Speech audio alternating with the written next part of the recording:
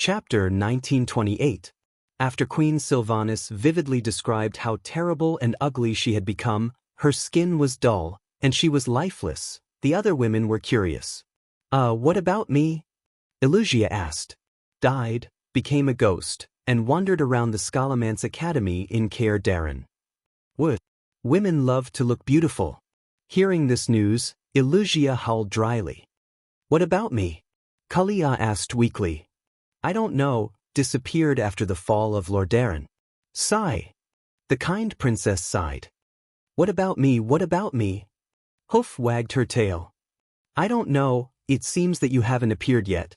The black dragon princess pointed at herself. Queen Sylvanas bared her teeth. I was killed twice, once as a living dragon. The dragon's head was hung at the gate of Stormwind City. The other time was resurrected by Nethario, and I was defeated again. The black dragon princess was so desperate that she instantly turned into a corpse and did not want to move. Only Queen Naga did not ask. Why don't you ask? Queen Sylvanas was curious. If Duque did not save me, I would probably stray into the path of demons, and perhaps die in a place like the Serpent Shrine. Vashch's face was indifferent.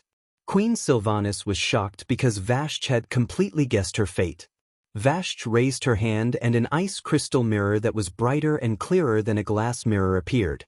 Looking at herself in the mirror in the appearance of a high elf, Vashch smiled sweetly. Did I guess correctly?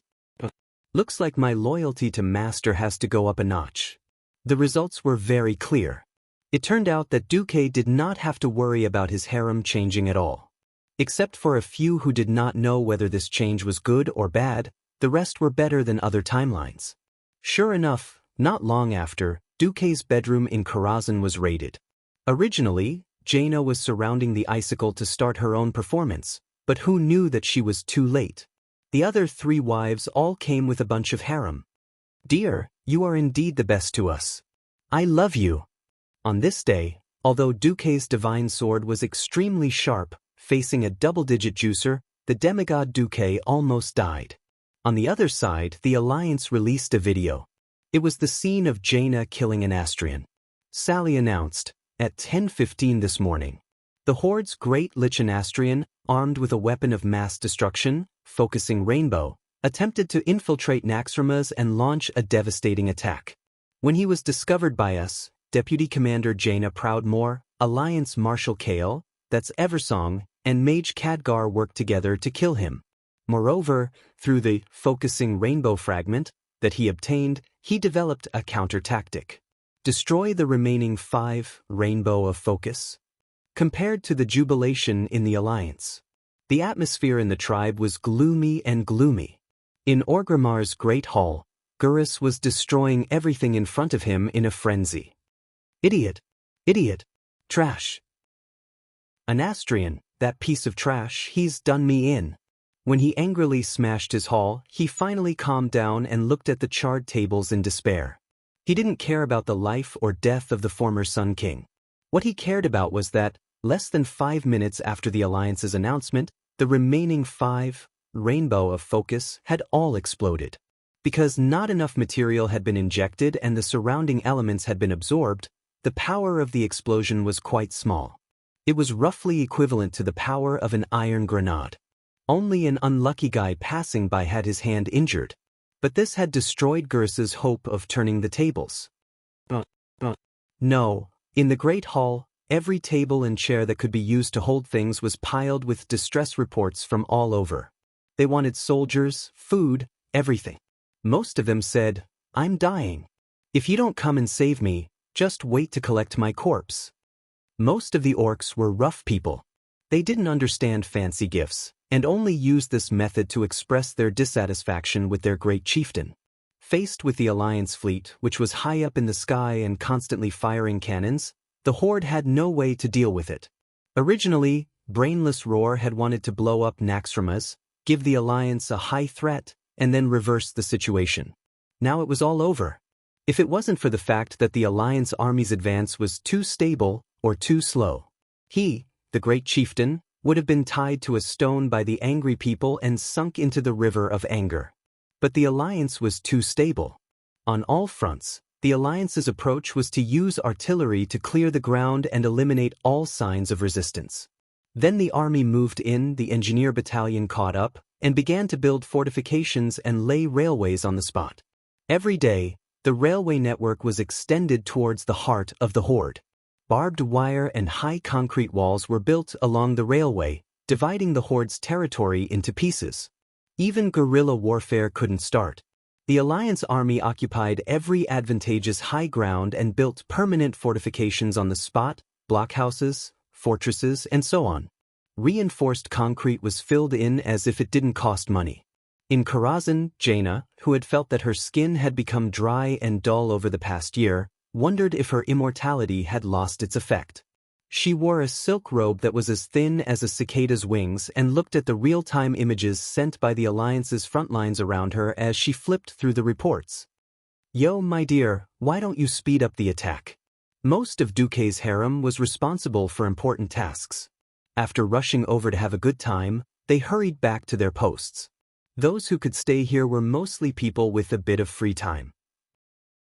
Duque stroked the soft black hair of a certain dragon who had transformed into Countess Katrana and watched this guy perform the ultimate skill of tequila. What was tequila? The dragon's tongue rode the sword, and its breath smelled like orchids. It was called tequila.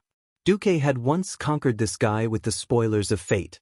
Now that he had received a large amount of video information from Queen Sylvia, he always felt that this guy had gone from having no love in life to the other extreme. Why was he similar to Vashch, a bit like a fanatic? Although Duque didn't dislike this. Duque enjoyed the tequila and said, "To destroy a powerful organization, you must first go crazy." The current horde isn't crazy enough. Because the only one who can truly be called a lunatic is Gurus for now. Jaina's golden eyebrows raised. "This was also designed by you?" "This is an inevitability of fate." Duque was extremely certain.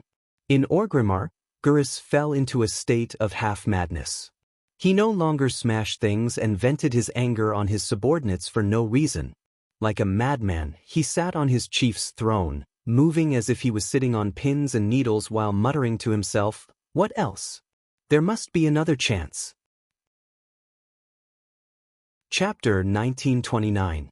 As if responding to his plea, a voice that seemed to come from the deepest depths of hell rang in his ears. "Come to the south of the endless sea. The fog of Pandaria is about to dissipate. I will show you where my power lies." Power? Yes, power. The power to dominate the entire world of Azeroth.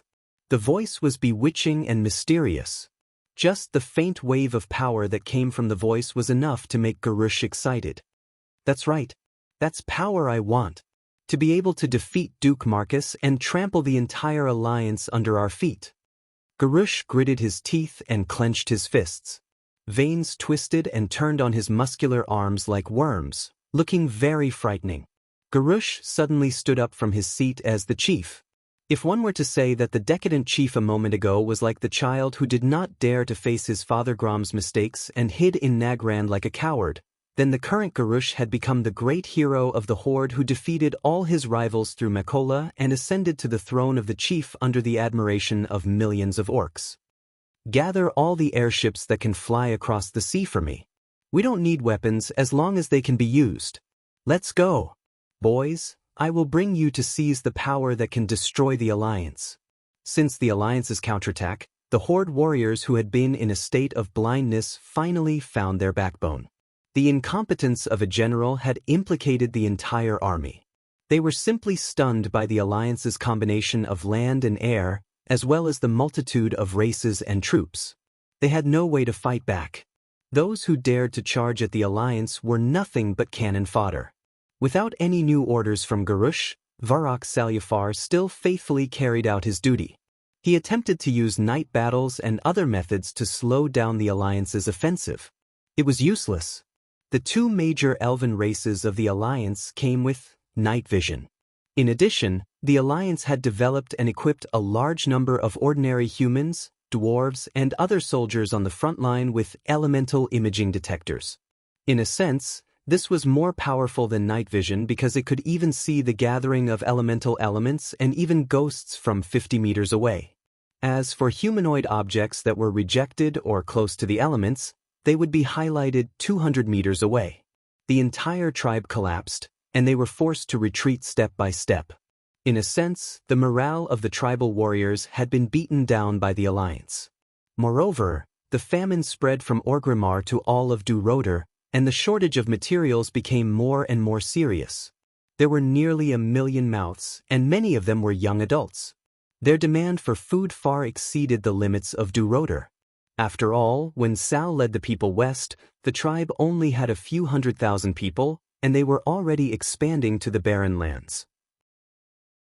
The orcs slaughtered all the animals that could be eaten, whether they ran on the ground or flew in the sky.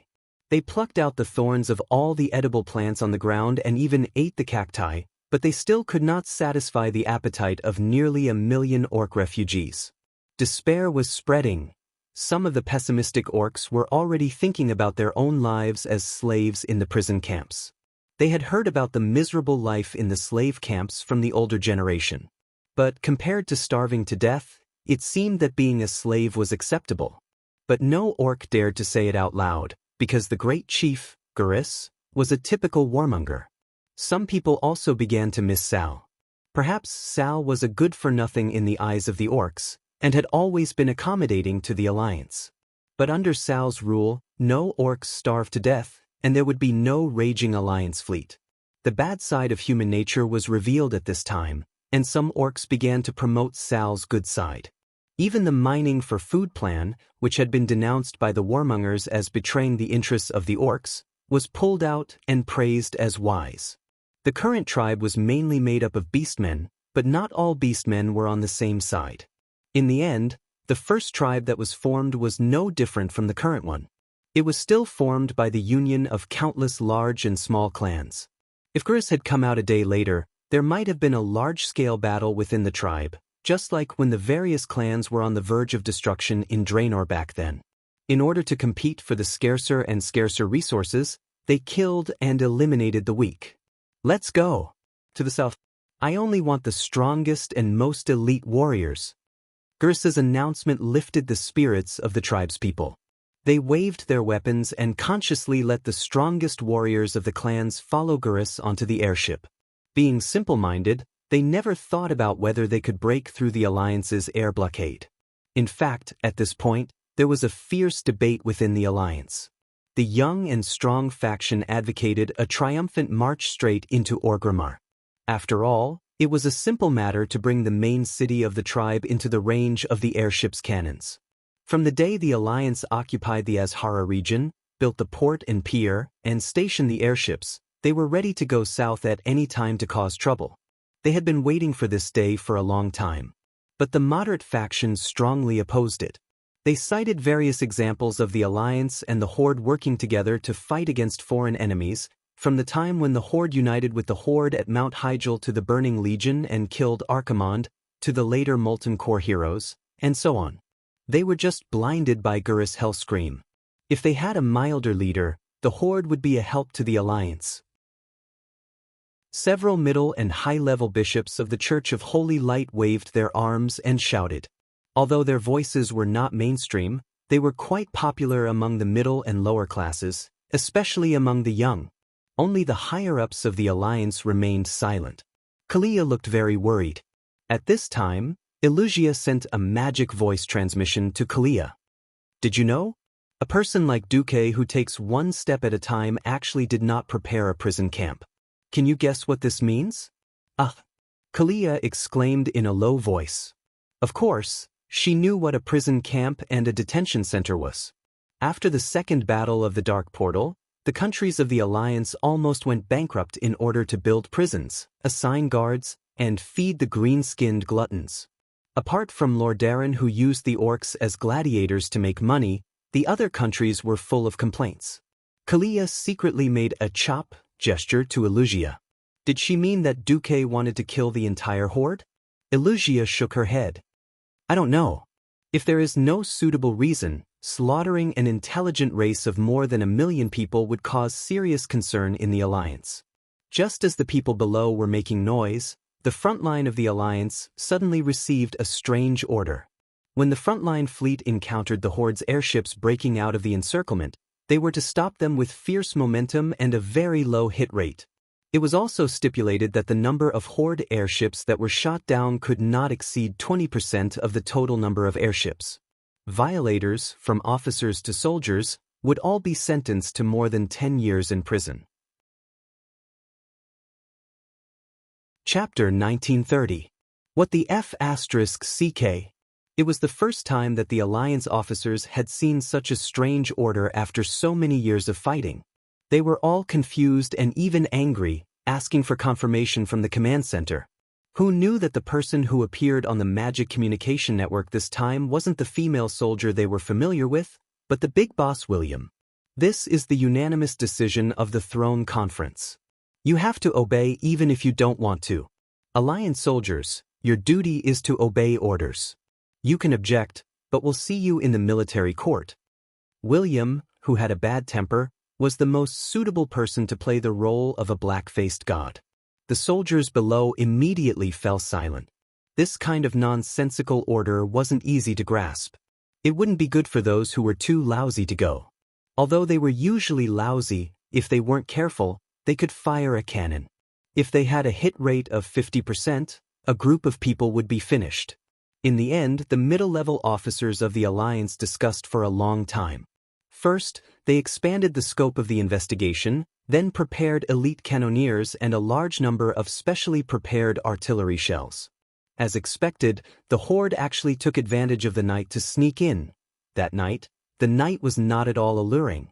Dark clouds covered the sky, and there was no light. It was obvious that it had nothing to do with the moon goddess. Nearly 600 flying battleships formed a formation that resembled a long snake formation. They took off from Agrima and headed straight southeast. In order not to be discovered by the Alliance and to guide the flying battleships behind, Magatha came up with an idea: to use a trumpet-shaped cover at the stern of the first guiding ship and light up 3 red lights. This way, the Alliance would not be able to see it from the direction of the ship. The sea was so big and the sky was so vast.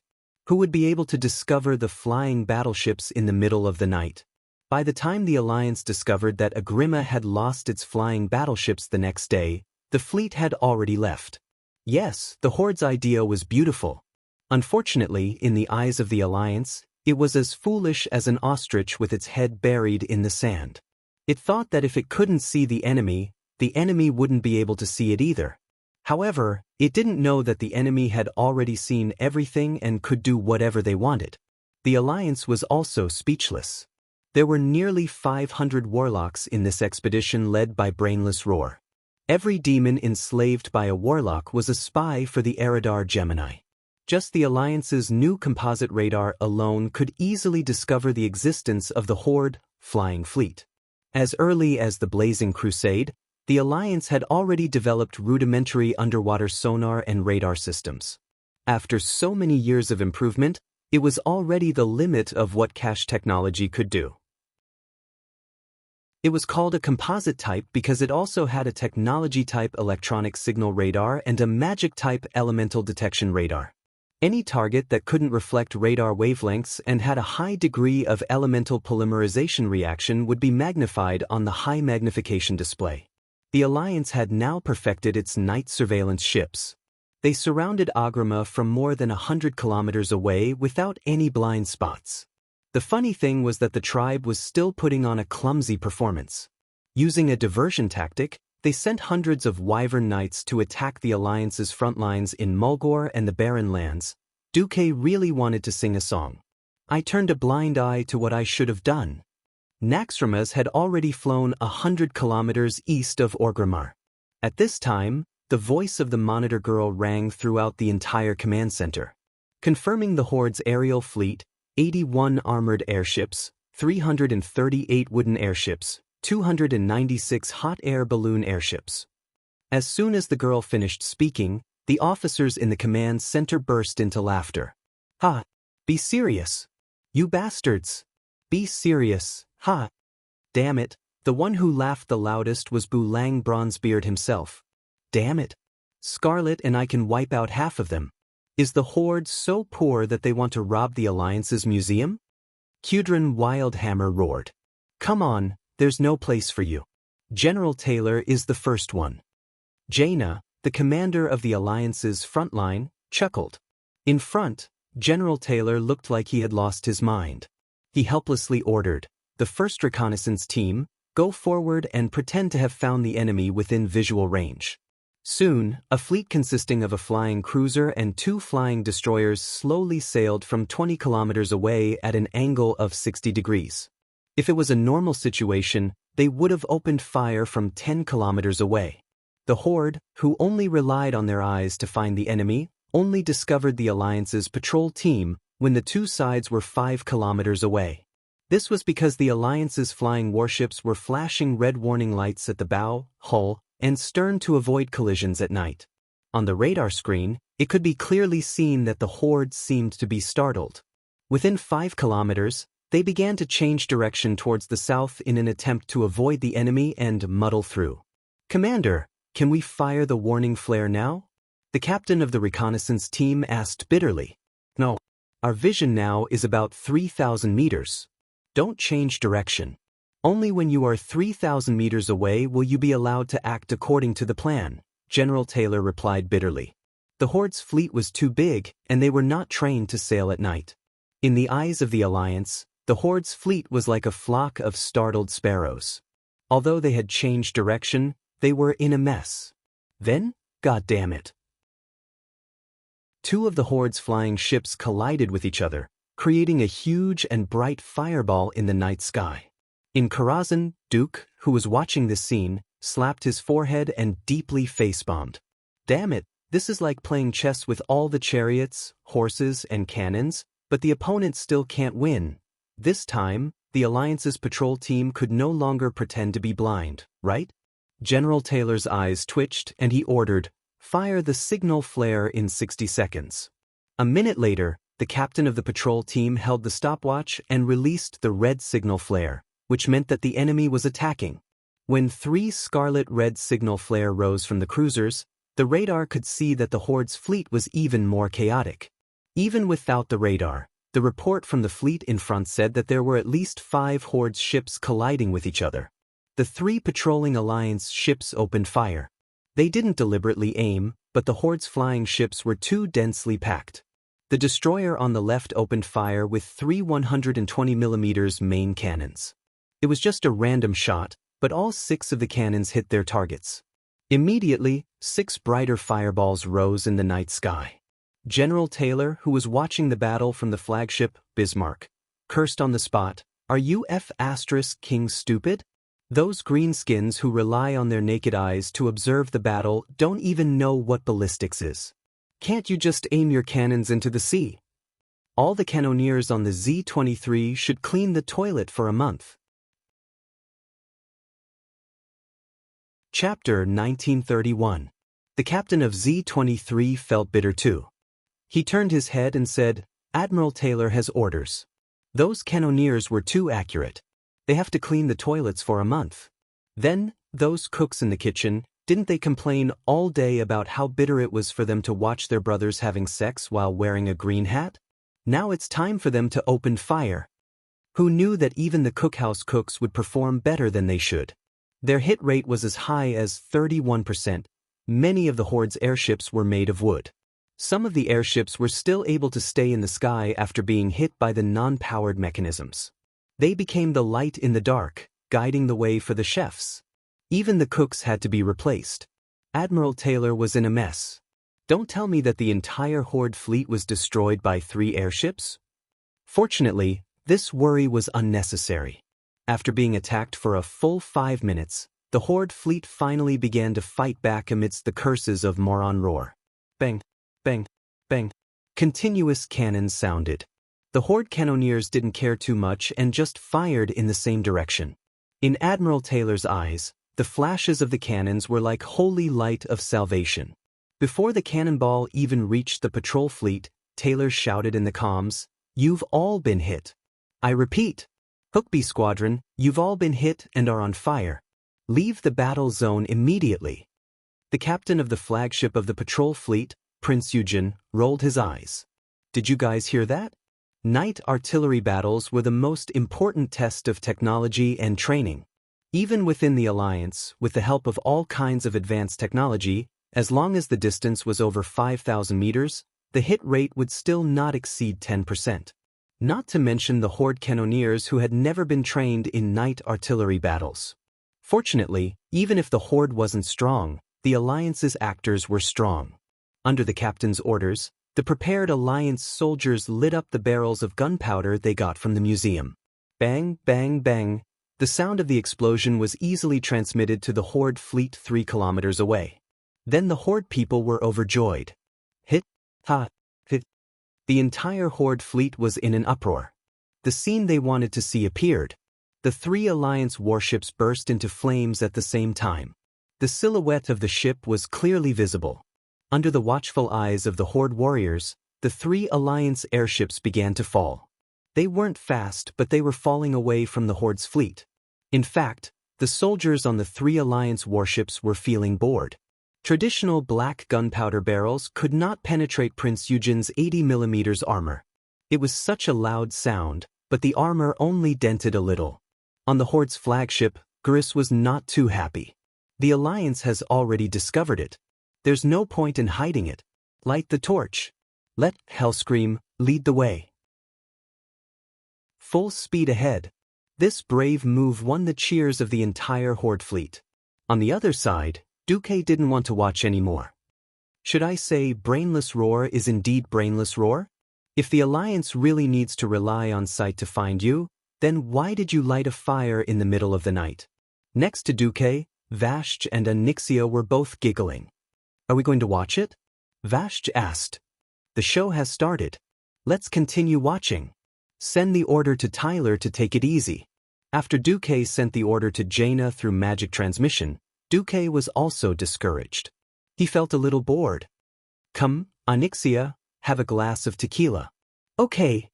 The black dragon girl crawled over on all fours. On the other side, after receiving the order from the highest command, Tyler felt a headache. He had prepared a fleet of over 100 warships. Now he realized that it was making a mountain out of a molehill. But a few minutes ago, the Alliance had only lost 3 warships. It wasn't good for the Alliance to send too few airships, so they decided to reduce the number by half. 60 warships charged over aggressively. In order to let the Horde discover them in advance, they had to light a torch at the bow of the ship so that the Horde could discover them from 10 kilometers away. At this time, Gris finally decided to transfer the best armored airships over to fight the Alliance to the death, and let the rest of the airships full of Horde soldiers leave in advance. This time, the Alliance seemed to have learned their lesson. An hour later, more than 60 airships arrived. They lined up at a distance of 5,000 meters, forming a 3-dimensional trapezoid shape. They positioned their hulls horizontally and fired in the direction of the wind. Bang, bang, bang. The continuous cannons of the Alliance fleet rang through the dark night. The Horde could only see the Alliance's fleet light up, but they realized that not many cannons hit the Horde's warships. In total, the Horde's armored airships would be hit 7 or 8 times with one airship being blown up. The Horde's new cannons were also gathered here. The range of the cannons was enough, and they were indeed the newer TNT cannons.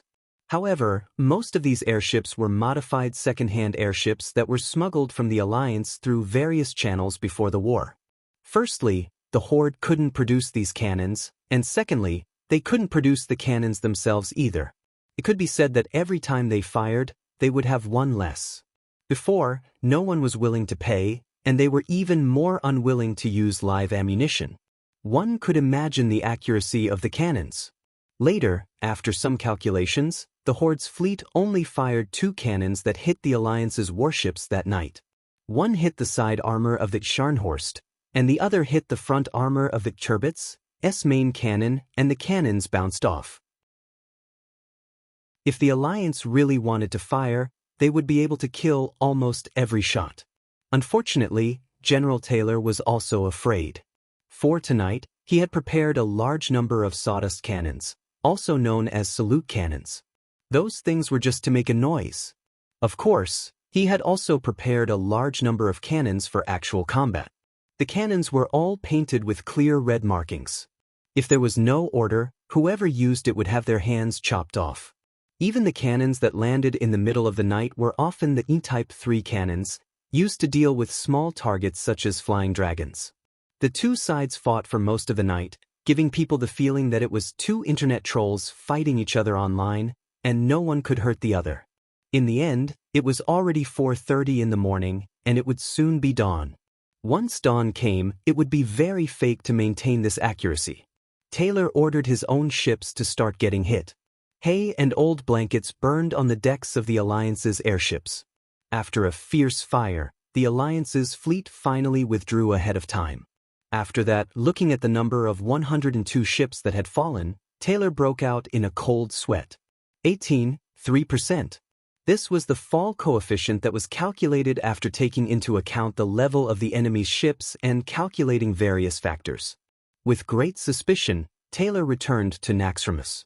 When he saw Duque, who was said to have traveled through time and space, he suddenly felt that he already knew the answer to everything. Chapter 1932. Duque had many identities.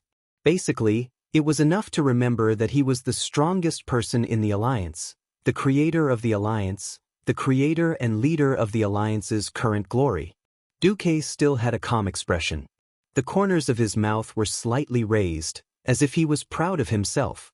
He was still wearing his usual white robe with blue edges, which had almost become his trademark. But, Taylor, you're here. You and your brothers have worked hard on this mission.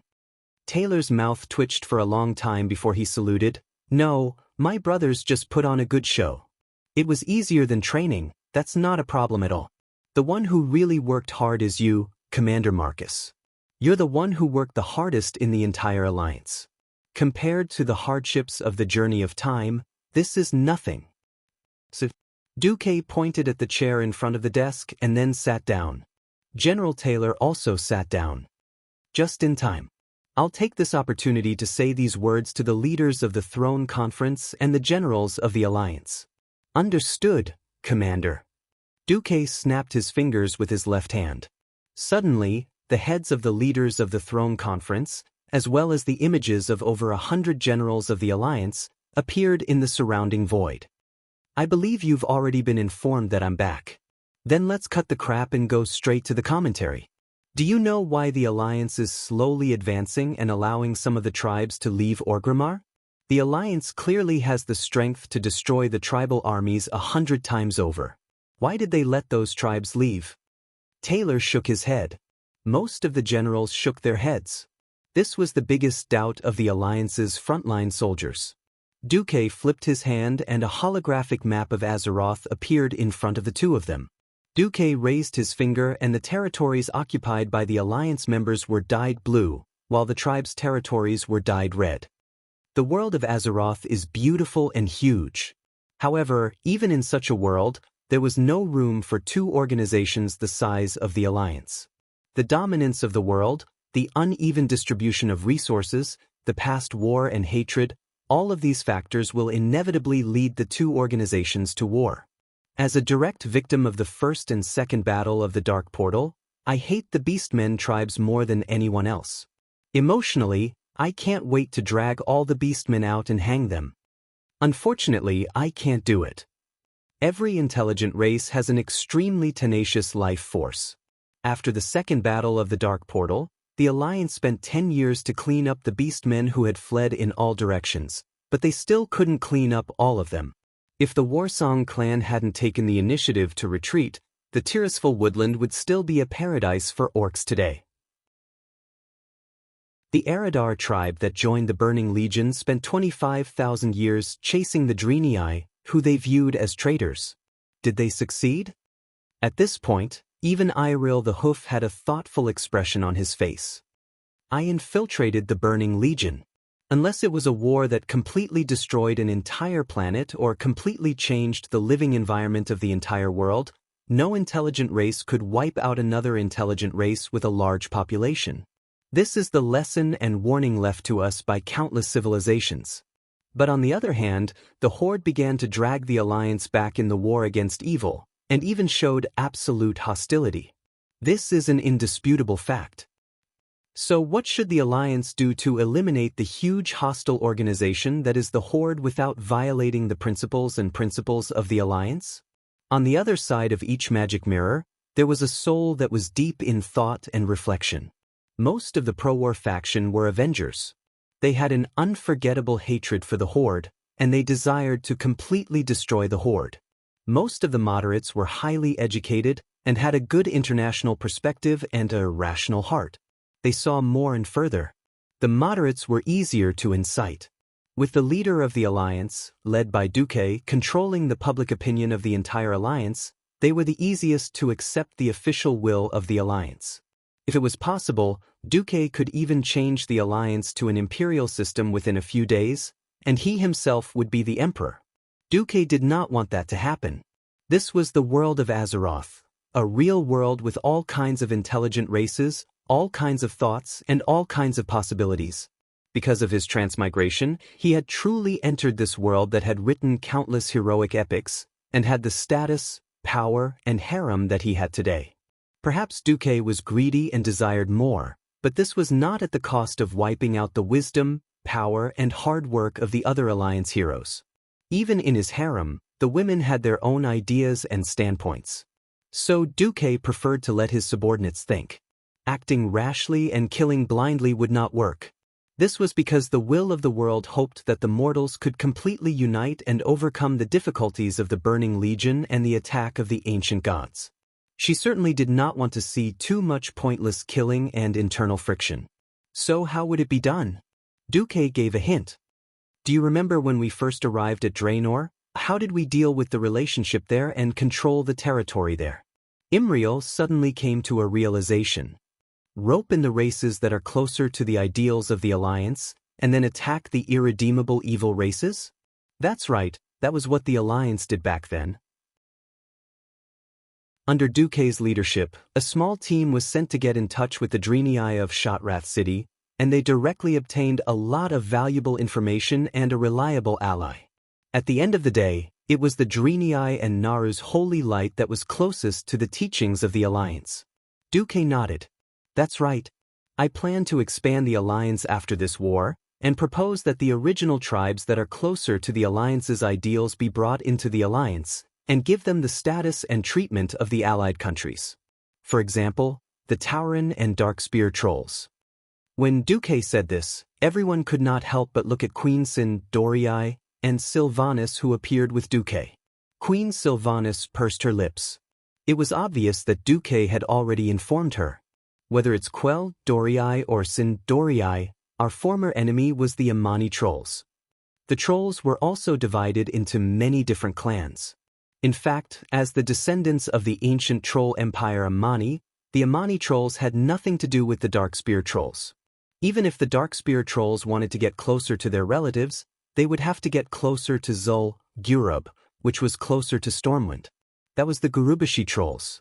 The Blood Elves did not object, which meant that the obstacle to the Darkspear trolls joining the Alliance had been cleared. Of course, it's necessary to pull in one faction and fight another. Now that I've let the strongest orc elites in the original tribes go to the south, I'm letting them face the final choice that fate has given them.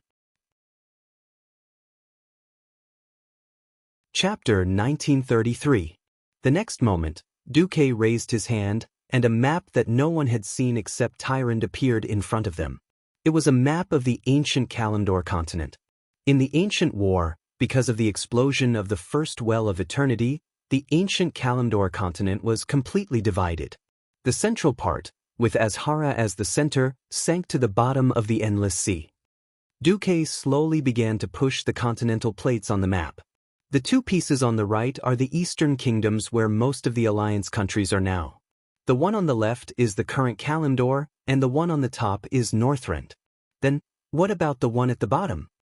The pupils of the Alliance leaders and generals suddenly shrank. Land, rich land marked in green. Every leader knew the importance of territory. Even if the territory in Northrend could not be used for a while, it would always have a special value over time. For example, The mineral deposits mined there had begun to become a very important part of the Alliance's market. The farmers recruited by the Alliance had been planting all kinds of crops in the relatively mild climate of Northrend for several years in a row. Now that the Alliance's technology and transportation level were getting better and better, having a piece of fertile land was definitely a dream come true. All of a sudden, the breathing of the Alliance leaders quickened. Unfortunately, the next second, Duque dispelled their thoughts. This land has long had a master. It's just that in the past 10,000 years, the entire continent has been covered in thick fog. No ship dares to sail blindly in the thick fog, or the ship will be destroyed and the people will die. That's why this continent is not known to the world. Duque cleared his throat. Here, I would like to introduce the name of this continent to everyone, Pandaria. There are many intelligent races living on it, mainly Pandaren. So I hope that after you enter this continent, you will act cautiously and not violate the Alliance's policies.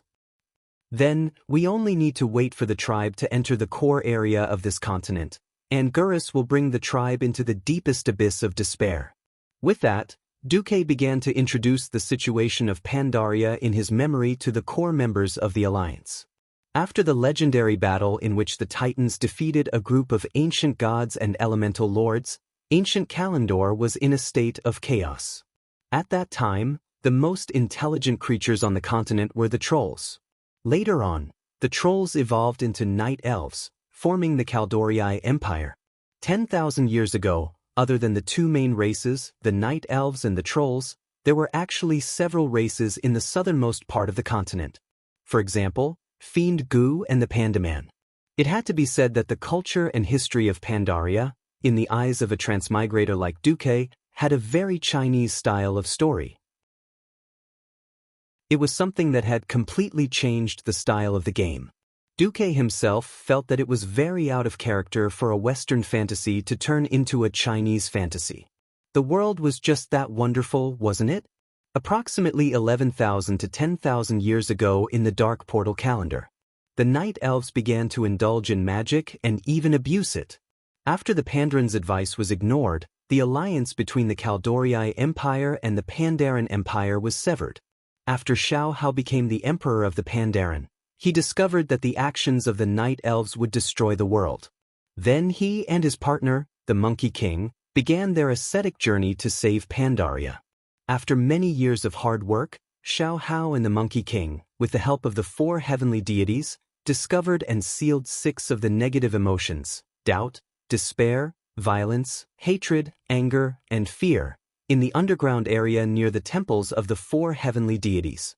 However, they let go of the 7th negative emotion, pride. Then, Xiao Hao gathered the elites of the country and established the Shadow Sect to be responsible for guarding the seal of the fiends.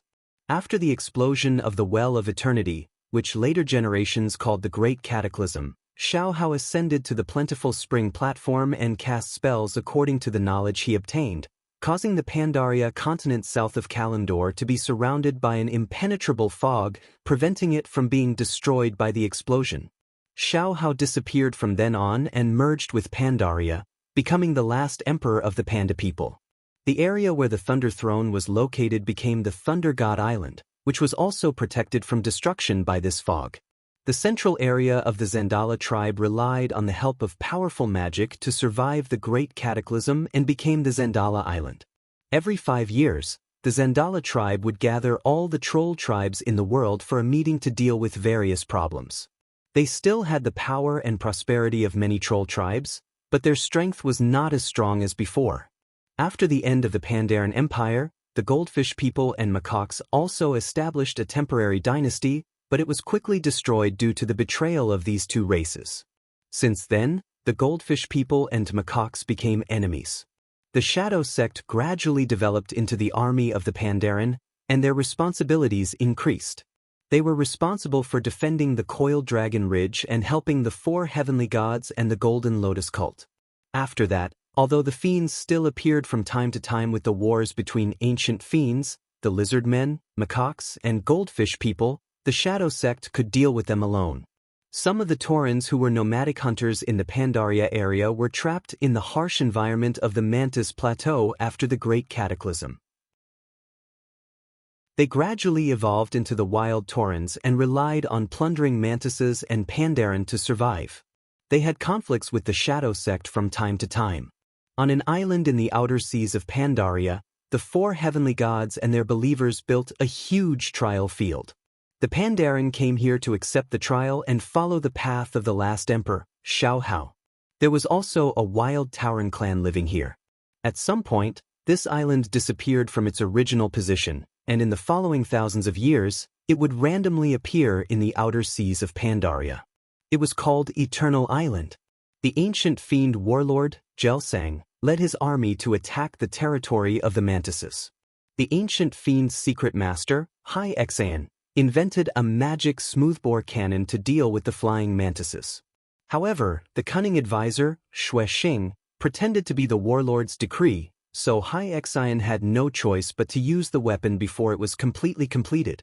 The young mantis man, Kurluk, followed the others to attack the Great Wall and fought with Xianxia's army. His responsibility was to throw bombs at the ancient fiends from the sky. Kurluk was curious about the eagle's hunting method and constantly trained himself to imitate it, which was something that adult mantises could not do. The Caraxi Council noticed this and deliberately taught Kurluk a lot of knowledge. Kurluk decided to practice his skill of landing from the sky to attack the enemy, and was equipped with a pair of sharp blades.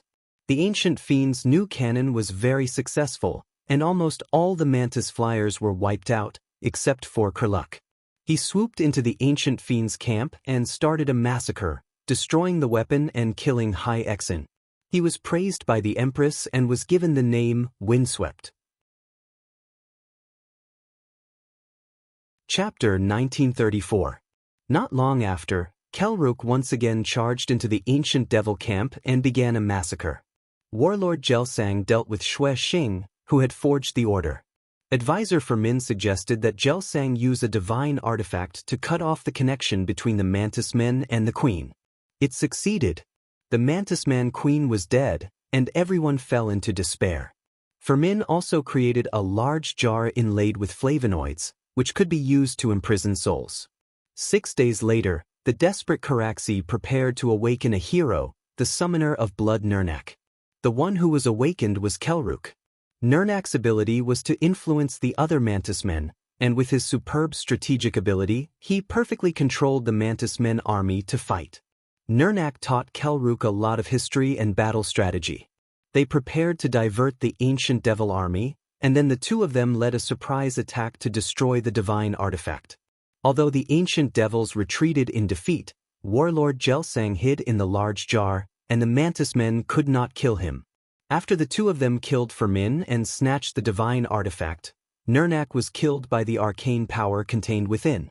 Kelruk smashed the divine artifact into the arcane cannon, destroying it. The queen was finally saved. In the end, the Windstealer Kelruk also became a hero. He was sealed until the empire was in danger. The Door of Darkness started from about 3,000 to 2,700 years ago. The races living on Pandaria no longer understood the state of the other parts of Azeroth, and even thought that they had been destroyed. That was until the Pandaman Lu Lang rode on the back of the turtle god's son and left Pandaria to explore other parts of the world beyond the fog, becoming the first Pandaman explorer. The god's son returned once every 5 years. Over the years, more and more people joined Lu Lang's expedition team, and the god's son grew bigger and bigger, becoming a wandering island that roamed around the world. The Pandaman monks on the god's son island had two philosophies, the Earth-Water School and the Fire-Metal School. The leaders of these two schools were Aisha Cloudwalker and Ji Firepalm. After Lu Lang's death, the god's son never returned to Pandaria, and the Pandaman living on his back cut off contact with Pandaria. Both sides thought that the other had been destroyed. The Door of Darkness started from 2700 to 26 years. Although the Panda people who lived on the Lost Islands occasionally appeared in various parts of Azeroth, the other races knew very little about the Panda people. Among them, the most active Pandaren explorer was Chun Stormlicker. In the original history, he had fought alongside the Horde in the war between the Kalimdor Alliance and the Horde in 22 years. On the Son of God, Lily Tempest Licker dreamed of becoming a traveler like Uncle Chen, so she started to keep a travel diary. First, it was about the adventures of her home, the Lost Island. Then, Lily made up her mind to explore the whole world. On the Lost Island, Lily learned about the story between Lu Lang and Shenzhen through Chen's letter. After the Hungry Ghost Festival, Lily left the Lost Islands to explore the world and search for Uncle Chen. After experiencing a thrilling adventure that would even fill up to 500 words in the history books, Chen and Lily finally returned to the Lost Island. Recently, after the cataclysm caused by Deathwing, although the locals did not understand, the cataclysm still had an impact on the Pandaria continent, and Xiaohao's seal on Xia had also loosened. On the Lost Island, a missing Pandaren accidentally brought back the Pearl of Pandaria. Lily saw Pandaria from it and left the Lost Island, deciding to search for this continent. To protect Lily, Chen also left. In the original history, Lily came to the Iron Furnace Fort but did not receive any help. Chen found her, and the two went to Hidden Treasure Bay together. They participated in a battle between the Blackwater Bandits and the Bloodsail Pirates, and received help from the Kirin Tor mages. In the end, the Blackwater Bandits brought them to Gadgetsan. Chen and Lily followed the Explorer Association's convoy to Oldham. In Ramcon, Torville was judging the Nephysites. Chen could not help a Nephysite repent. However, Torville still thanked them and gave them a boat to sail. Meanwhile, Chen and Lily were separated in a violent storm on the sea. The two were rescued by the Alliance and the Horde respectively. Then, they participated in a conflict on the sea between the Alliance and the Horde. A few days later, the two finally drifted to Pandaria. In this life, with Duque in charge, would they let go of a legendary Pandaren hero? As a veteran player, Duque definitely remembered how Blizzard Daddy introduced the monk class to all the players in the opening cinematic of Pandaria. The Great Horde General Nazgrin and Alliance General Taylor fought without any enemies. When faced with the legendary hero Chen Stormlicker, they were beaten up by Chen alone. Just like a father teaching his son a lesson, he did not have any temper at all. After Duque roughly introduced Pandaria to the entire Alliance military, Duque clapped his hands, and the door behind Taylor slowly opened. Duque's maid, Vanessa, led the two humanoid pandas into the room. Wow! Many people in the magic mirror exclaimed.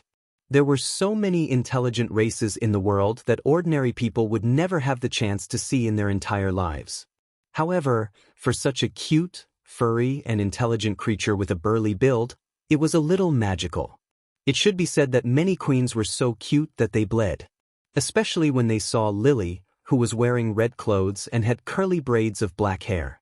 Kalia and Elugia were completely captivated. So cute. I want to hug her. Jaina calmed down a bit. Enough, sisters, don't scare her. As a traveler, Lily and her uncle, Chen, had seen the world. But they did not expect to receive such a high standard of treatment. As soon as they left the Lost Island and entered the Alliance, they were discovered by the Alliance's intelligence organization and reported. They were sent to Naxxramas as national treasures, national guess. Because the Alliance officials told them personally that the Alliance's commander, Duke Marcus, had the most detailed information on Pandaria. In fact, this was indeed the case. Before meeting General Taylor, Duque had a detailed discussion with the uncle and nephew. The content was mainly about Pandaria and Yashaji. In the archaeological relic, Yogg-Saron's Box of Mysteries, it had said quietly, in that sunken city he fell into a dream. In the land of Nyarosa, there is only sleep. The god of drowning's heart is like black ice. Are you having the same dream again? The seven-eyed black goat cast its bright gaze at us from the outside. The seven-eyed black goat referred to was the ancient god, Yashaji. Chapter 1935. Yashaji was an ancient god. According to Caraxie's legend, he devoured hope and released despair. What he breathed in was courage, and what he breathed out was fear. In order to prevent the majority of mortals from thinking that it was just a legend, Caraxie also talked about the war between the Titans and the ancient gods, as well as the death of Yashaji. Yashaji's body was extremely large. This ancient god that stood above the earth had a body made of flesh and blood. On it were countless huge mouths that constantly opened and closed, as well as dark, cold eyes.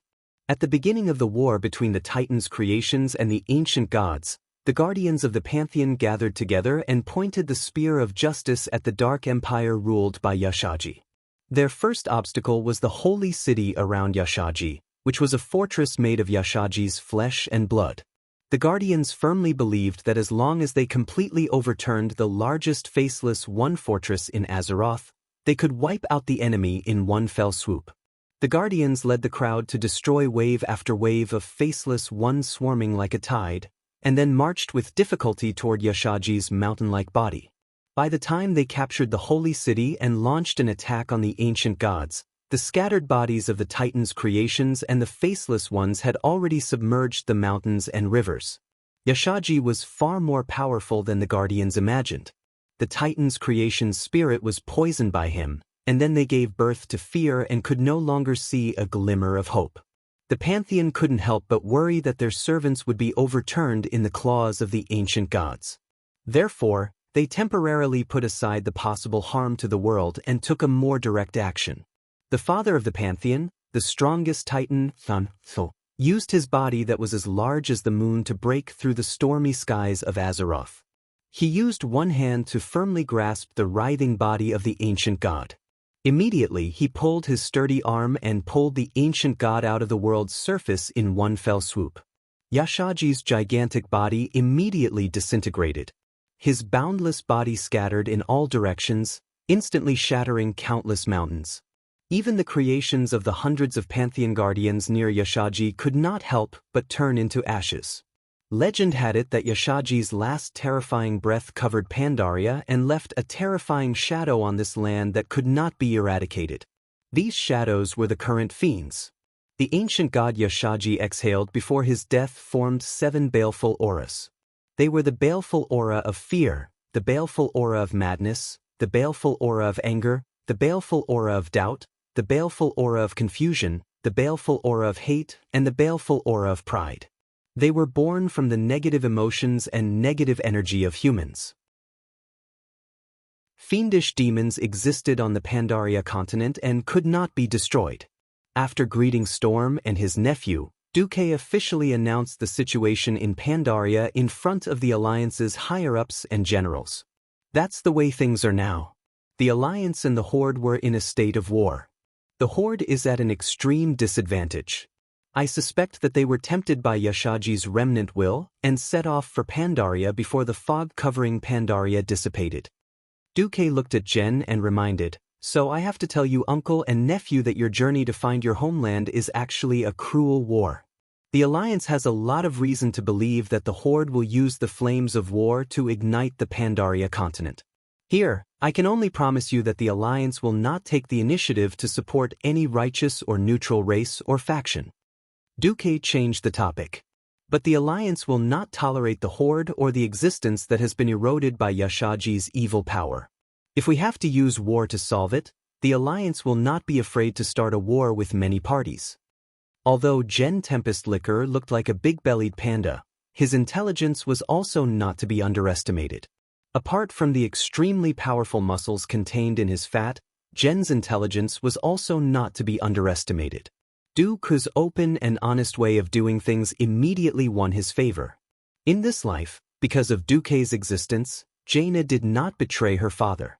Jen, who originally had a deep relationship with the Horde through the betrayal of her father, was only close friends with the few big bosses of the Horde, Sar, Wajin, and Rexer in this life. After all, it was Dalen Proudmoore's fleet that slaughtered the Darkspear Trolls' village and flattened the entire island. In a rage, Old Chen followed Rexer and Wajin to attack Dalen's fleet. This kind of friendship that had been through life and death was completely different from the friendship of ordinary friends.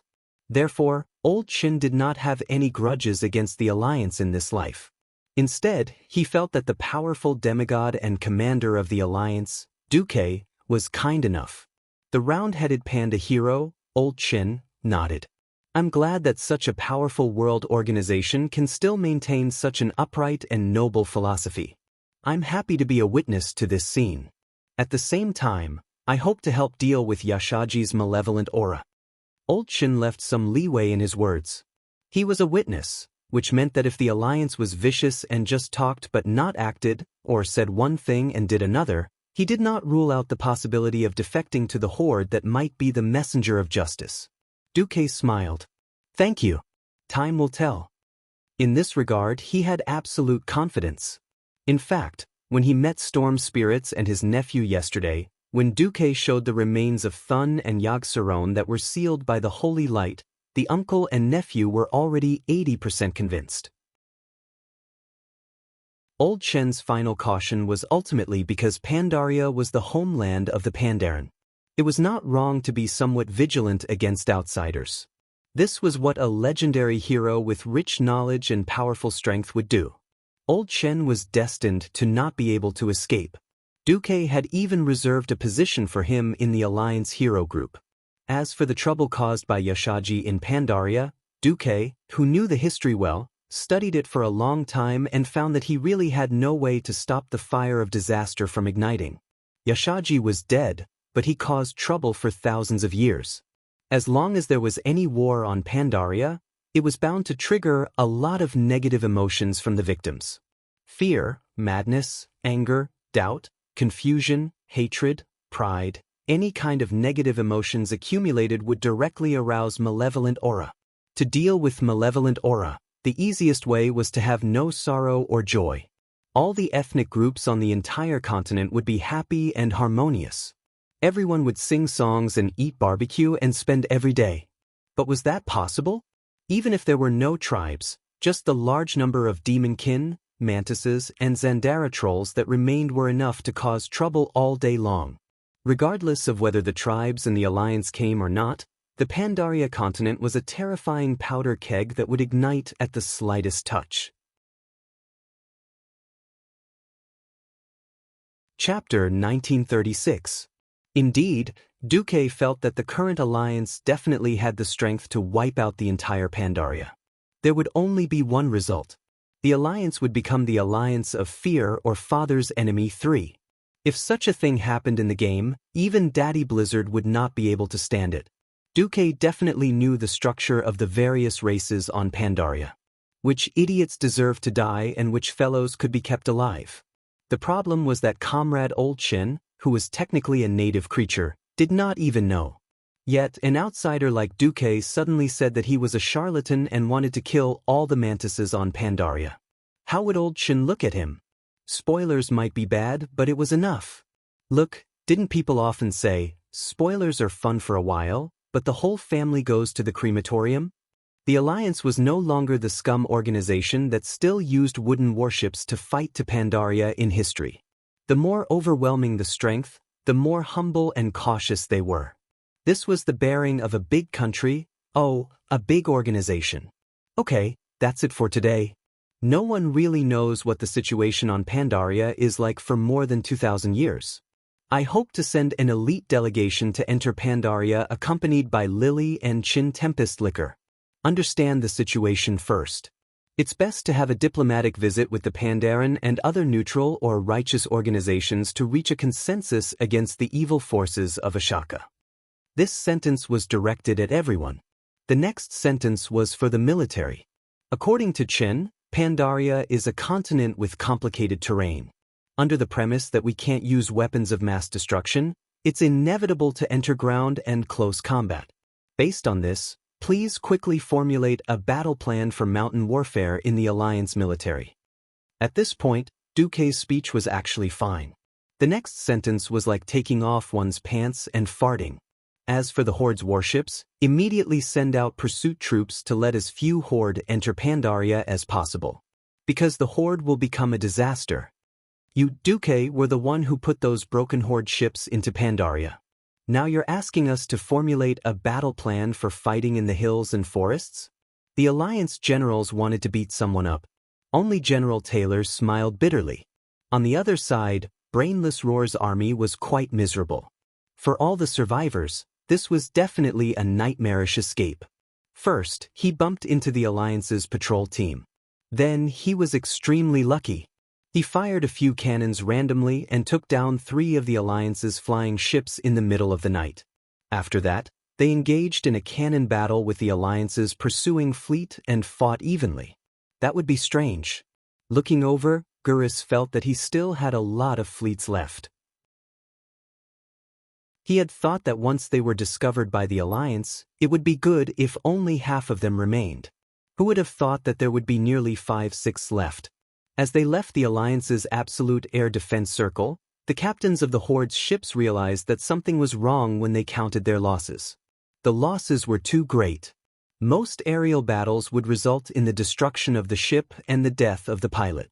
Why does it feel like if the ship is not destroyed, the people will die? He didn't feel it at night. In any case, there were screams and chaos everywhere. In order to not become a target in the dark, no one was allowed to light a fire unless the ship was on fire. Whatever pain you have, hold it in for me.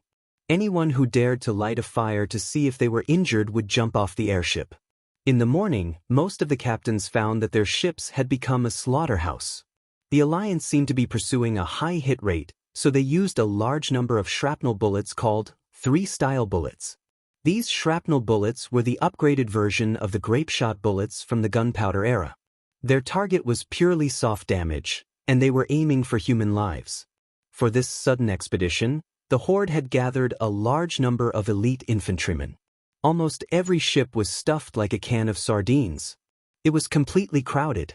Unless the captain insisted that no more people were allowed on board, the ship would crash. The commanders of the various Horde forced people in. As a result, facing the Alliance's shrapnel bullets, these Horde warriors, who could easily fight 10 people in close combat, lost their lives just like that. After the Alliance's shells penetrated the armor of the Horde's warships, they quickly exploded, forming a sharp cone-shaped killing area like an ice cream bucket. All the Horde warriors in that area were shot into a hornet's nest. Even if they were alive, most of them were seriously injured, lying in pools of blood and moaning in pain.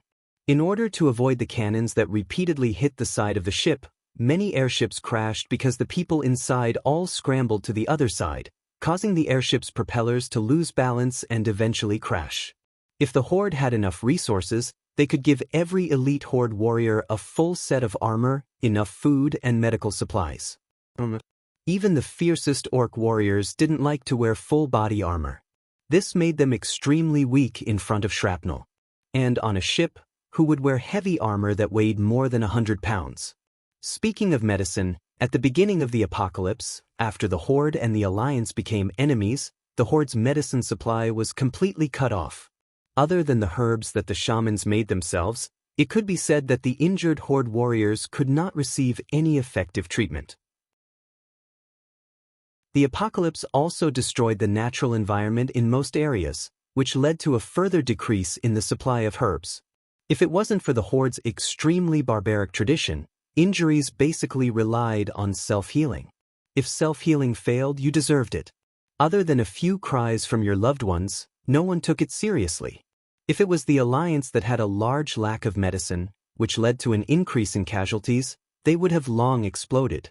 The Fire of Heaven has 81 warriors that can still fight. The Mammoth has 219. Magatha, who was beside him, reported to Garush, which made the Great Chief very upset. The breakout plan was a success, but only a small part of it was successful. He had brought so many elites, but half of them died in the sky. This kind of sh*t made Garush go crazy. Great Chief, what about the wounded? On almost every ship, the wounded are several times more than the number of people who can still fight. Let the seriously injured people end their own lives. We are not weak dogs of the Alliance. A true Horde warrior, after suffering a fatal injury, will always find an enemy on the battlefield that can perish together with him. Garush roared angrily. His thunderous voice made everyone tremble with fear as they conveyed his orders. No one noticed that the violent aura in their Great Chief's eyes was spreading uncontrollably. Fear, madness, anger, doubt, confusion, hatred, and pride. 7 terrifying auras formed 2 small vortexes. In Garush's bloodshot eyes, they impressively replaced the most central pupil. Then, a tragic scene occurred. The seriously injured orcs were ending their own lives. One by one, they were either forced or chose to jump from the side of the ship into the cold sea. Chapter 1937. The black dragon used her fingertips to control the fire elements to help Duque roast chicken wings. Vashj, on the other hand, held her cheeks and used the water element to control the front line. From another perspective, if the living resources were abundant, who would be willing to let their relatives and friends cut off their own lives? Duque hid in Naxxramas and still did not show his face in public. Unfortunately, as long as it was a livelihood, it needed strong economic support. At this time, not many people noticed that they had actually entered Pandaria and were beginning to be affected by Yashaji's murderous aura. It was normal for Vashj not to show up personally. Generally speaking, gods had their own style. Even demigods did not come out so easily. Beastmen were ruthless to others and also to their own people. This should be considered a subsidiary of a subsidiary. Although there were small islands scattered around the jadeite forest in the southwest, the altitude was lower. Other than those damn reefs, it was one of the few options for ships to reach Pandaria.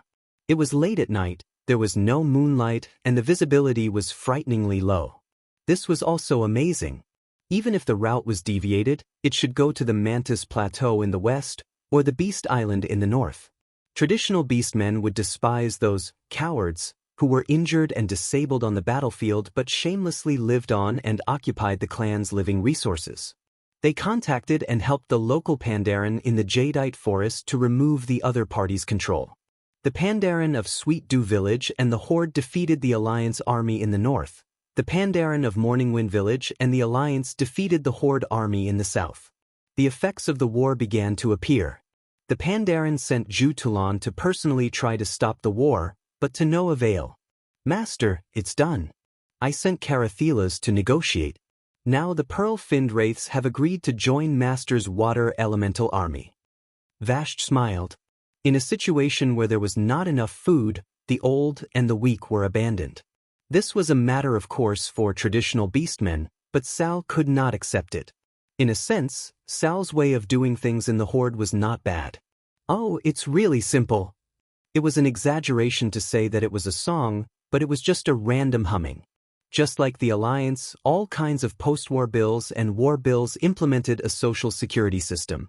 It ensured the continuation of the bloodline of the soldiers who sacrificed themselves for the Alliance and the safety of their loved ones. That was why the soldiers were united and fearless of sacrifice. Now, with the 4 great elemental lords and the support of Fate's hands, the pearl-finned goldfish people in the jadeite forest were willing to join the Alliance. They weren't even considered a subsidiary race because they relied on the subsidiary races of the Alliance. Almost every tribe warrior threw the blame to the Alliance.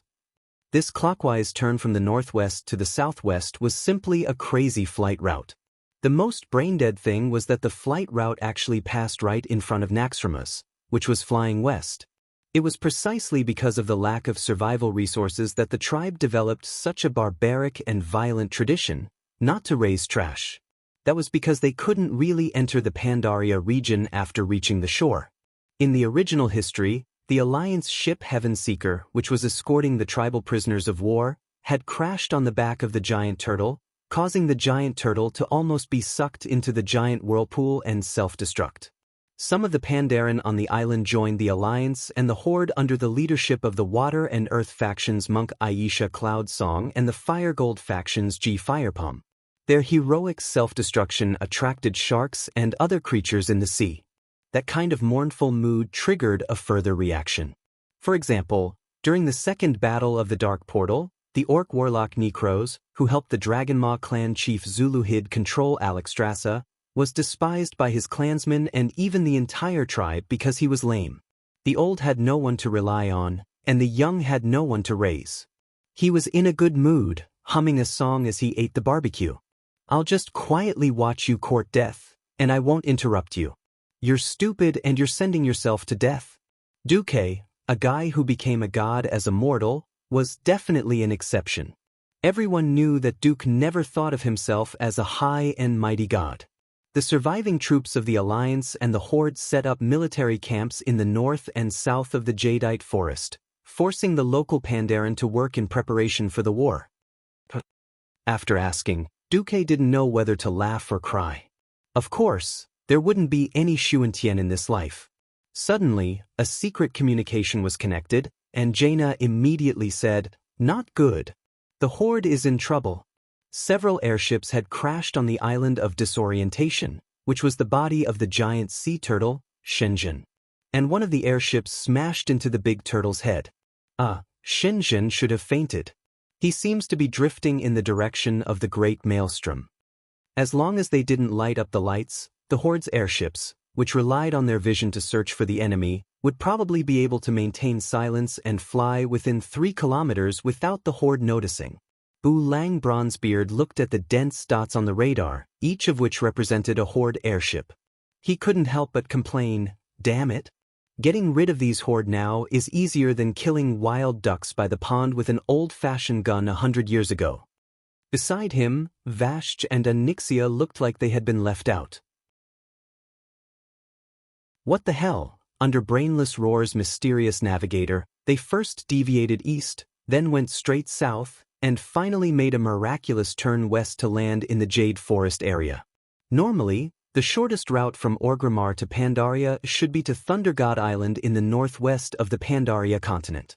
After Sal came to power, the situation was much better. Of course, for the sake of their great commander's plan, the Alliance had to order Naxxramas and the thousands of airships around it to move north. The mystery of Pandaria was a mystery because there were many incredible places on this continent. "Come on. For the end of the Horde," Jaina teased. This was equivalent to going in a big circle around Pandaria to reach their destination. Brainless Roar, "You idiot. You're driving a F*King spaceship. Duque wanted to kill someone." Sometimes, he also made things difficult for his subordinates.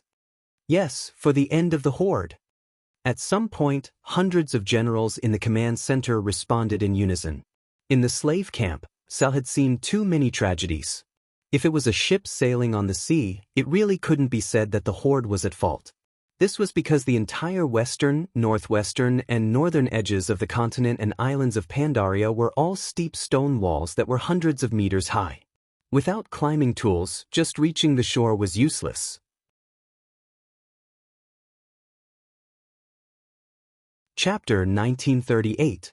First, the Alliance's flying ships had long since become all steel, powered by a diesel engine and a magic array anti-gravity system. Second, and most importantly, the naming method of the Alliance's warships had been monopolized by that bastard Duque. Duque rarely abused his power and wantonly named the Alliance's new warships after the Second World War ships on Earth. Except for the earliest Heavenbreaker, Duque monopolized all the naming rights for the new warships that followed. The dwarves and gnomes were also helpless. The glue rule was that whoever invented it named it. Although they were all flying ships, everyone knew that the new turbines, engines, power systems, and wind tunnel experiments on the hull construction of the second-generation pure diesel version of the flying warships were all done by Duque.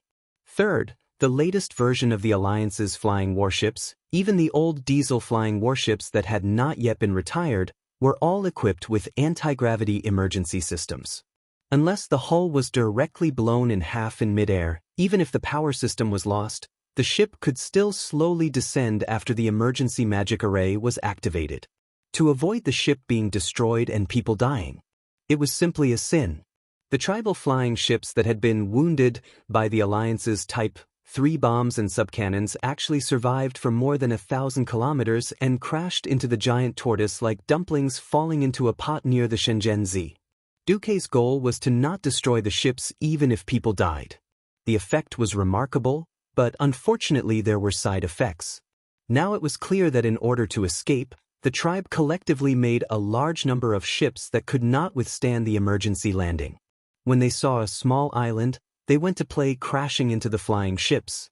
Duque's mates had long been told that as long as Duque was not practicing swordsmanship inside, Storm and his nephew were to directly bring them in, so Vanessa opened the door. As soon as the door was opened, Duque heard the cries of the panda Lily Storm. "Big brother Duque, please save the lost island." Duque rushed to the secret monitoring room of Naxxramas with the two uncle and nephew as he promised.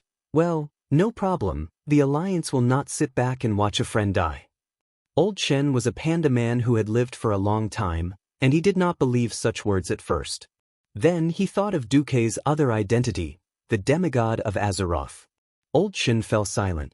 No matter what, as long as there was a glimmer of hope, no one wanted their hometown to be destroyed. The monitoring room was not far from Duque's study. It was also a special space attached to the center of Naxxramas. Inside, Duque's other maid, Solarian, had already opened a series of magic mirrors. Originally, Duque could have done this in his study, but Duque wanted it to be more formal. Shenzhen might have a concussion. He's completely unconscious. According to the data sent by our scout ship, there seems to be a lump in its head caused by congestion. With Solarian's explanation, the uncle and nephew saw the head of their old home, the giant turtle, swollen to the size of a goose. Old Shin suddenly clenched his fists because he saw battles erupting everywhere on Shenzhen's back, which was the so-called Lost Island. In this day and age, there were still no high-powered optical magnifiers. If the Alliance's scout ships wanted to obtain a clearer optical image, they could only let Morningstar wizards risk releasing magician's eye ahead. This small eye made of arcane magic could fly to a distance of about a kilometer and observe the situation at a close distance. The image was a little blurry, but it could still be clearly seen. A group of burly, green-skinned warriors were slaughtering the black and white Pandaren. It was not a battle, because Old Shin recognized at a glance that it was the Chihan winery he often went to. The bright red bamboo trees around seemed to have some magic, because their petals could maintain their former color for a few months after they were plucked. But at this moment, they, along with the surrounding villages, were in a sea of fire. The ground was littered with the corpses of ordinary Pandaren. Orcs wielding battle axes were fighting the Pandaren from the Great Net Farm and Verdant Village, and even the warrior monks of Wuxian Temple. Seeing this scene, Duque almost laughed like a pig in his heart. He never thought that the tribe's intelligence would drop after following the brainless roar for so long. He didn't know if it was because they were provoked, but they actually attacked the Pandaren indiscriminately. This was a godlike assist to the Alliance. Old Shin gnawed on the bamboo leaf that he often held in his mouth. Duque knew that this old panda was most likely furious. His hometown was messed up by a group of people who used to be his friends. This feeling of betrayal was more annoying than a group of strange bandits suddenly coming to his door. Old Shin already had self-control not to go berserk on the spot. On the other side, Lily was crying non-stop. "Commander Marcus, do you have any good ideas?" Old Shin tried his best to make his voice sound calm. Duque, winner of the Azeroth Oscar, had a heavy expression on his face. "The tribe above is just a small problem. Later, I will send a few fast airships.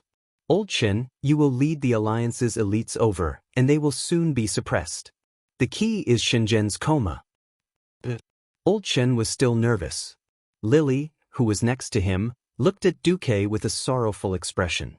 If Duque was a person overflowing with love like Kalia, he would probably immediately fall for that pair of watery black eyes. Duque didn't keep him in suspense and directly changed the topic, fortunately. The Alliance has experience in dealing with similar things. 30 years ago, I used almost the same trick to save the lives of 50,000 elite soldiers of Storm City. Duque snapped his fingers, and Vashch, who had followed him in, immediately began to transform. A 6-armed Naga with a snake tail startled Old Shin and his nephew. Vashch crossed her 6 arms in front of her chest and bowed to Old Shin and his nephew. "I am Vashch, Master Marcus Maid. Currently, I am in charge of the tidal throne on behalf of Master. I command 200,000 Naga warriors and 2 million fishmen." The simple introduction caused Old Shin's heart to tremble. He had long heard that the Alliance was amazing, with several demigods overseeing it. But he really didn't know that the Alliance was so amazing. However, Vashch explained to Old Shin in a few words how Duke used a weak Murloc clan to drag a huge block of ice to save the people. After listening, Old Shin's blood surged, and his heart thumped in his chest. As long as we can save the Lost Island, the Alliance will be a friend of the Pandaren forever. Old Shin solemnly declared. If Old Shin was the leader of the Pandaren, he would probably swear to let the Pandaren join the Alliance. Unfortunately, old Chen was not. The official leader of the Pandaren was Xiaohao. The problem was that this Pandaren emperor, who had the same name as the mythical character from before Duque transmigrated, had been hanging for 10,000 years. Chapter 1939. In the ancient war, the night elves went overboard and attracted President Shaman to worship them like a god. In the end, they blew up the Well of Eternity and the ancient Kalimdor continent. The Pandaren Emperor, Emperor Xiaohao, calmly raised his staff in front of all the people and cast a spell. The entire Pandaria broke free from the main continent of Kalimdor, like a huge Noah's Ark, quietly and alone drifted into the depths of the sea. At the same time, a thick fog rose from the surrounding sea, carefully wrapping the entire Pandaria continent. From then on, Pandaria was hidden and no longer harassed by the outside world. Seeing that their home was finally saved, all the Pandaren couldn't hold back their excitement. They couldn't wait to cheer and celebrate. The entire Pandaria began to celebrate. Every Pandaren was jumping and laughing happily, celebrating their survival. Unexpectedly, just as the panda people were celebrating, Emperor Xiaohao fell to the ground with a thud under everyone's watchful eyes. The emperor, who had worked his whole life to save his people, fell just like that and never got up again. Gradually, the emperor's entire body seemed to be disintegrated. Yes, he also turned into fog, lingering and becoming a part of the continent under the feet of his beloved people. This was the story of the last emperor of the Pandaren Empire. His legend had come to an end. The emperor was gone, and the Pandaren Empire collapsed. In a standard sense, the various Pandaren forces were actually independent. This was why Duque valued Old Qin so much. In a sense, according to the later development of history, Old Qin could barely be said to be the leader of the Pandaren, because the activity of this uncle and nephew ran through the entire time node. Old Qin left. He sat on the high-speed battlecruiser, Scharnhorst, that Duque had specially prepared for him. She, her sister ship Nizana, and several E-series destroyers formed a high-speed commando team and rushed to the Lost Island at maximum speed. Following on the ship were the most elite Marines of the Alliance, as well as an elite squad of the Silver Hand Knights led by the female dwarf paladin, Lena Thunderspear. Why Lena? Firstly, it was too exaggerated to send out a marshal of Gavin Rad's level for such a small-scale battle. Secondly, dwarves were naturally forthright, and it was easier for females to gain their approval than males. In the end, it was her. When Old Chen and his nephew rushed to the Lost Island, the battle was still going on. The arrival of the Alliance's flying battleship had also caused the Pandaren to panic and overreact. The Alliance's ships that had received Duque's warning were very smart. Their sorcerers created a huge holographic projection and projected Old Chen's image onto the bow of the Alliance's ships. On the way here, he asked Old Chen for the Panda Man's emblem. In just an hour, a bunch of temporary letterpress emblems were tied to every Alliance commando. They were tied to their arms and pauldrons to ensure that the Pandaren could see them from all angles. Old Chen even taught them Pandaren language. There was only one sentence. Old Shen asked us to help. The Pandaren on the Lost Island were overjoyed. Shenzhenzi's back, the Lost Island, was a medium-sized island. In reality, the oval back of this ancient giant tortoise was about 4 kilometers long and 2 kilometers wide. There were only a few thousand Pandaren living on it.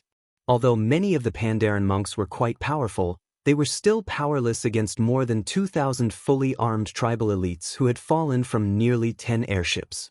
Before the airship could completely descend, Old Chen had already descended from the sky from a height of 50 meters. Before he landed, he leaped and swung his huge stick. Using the terrifying power of gravity to accelerate, he swung it diagonally and swept it horizontally. Bang, bang, bang.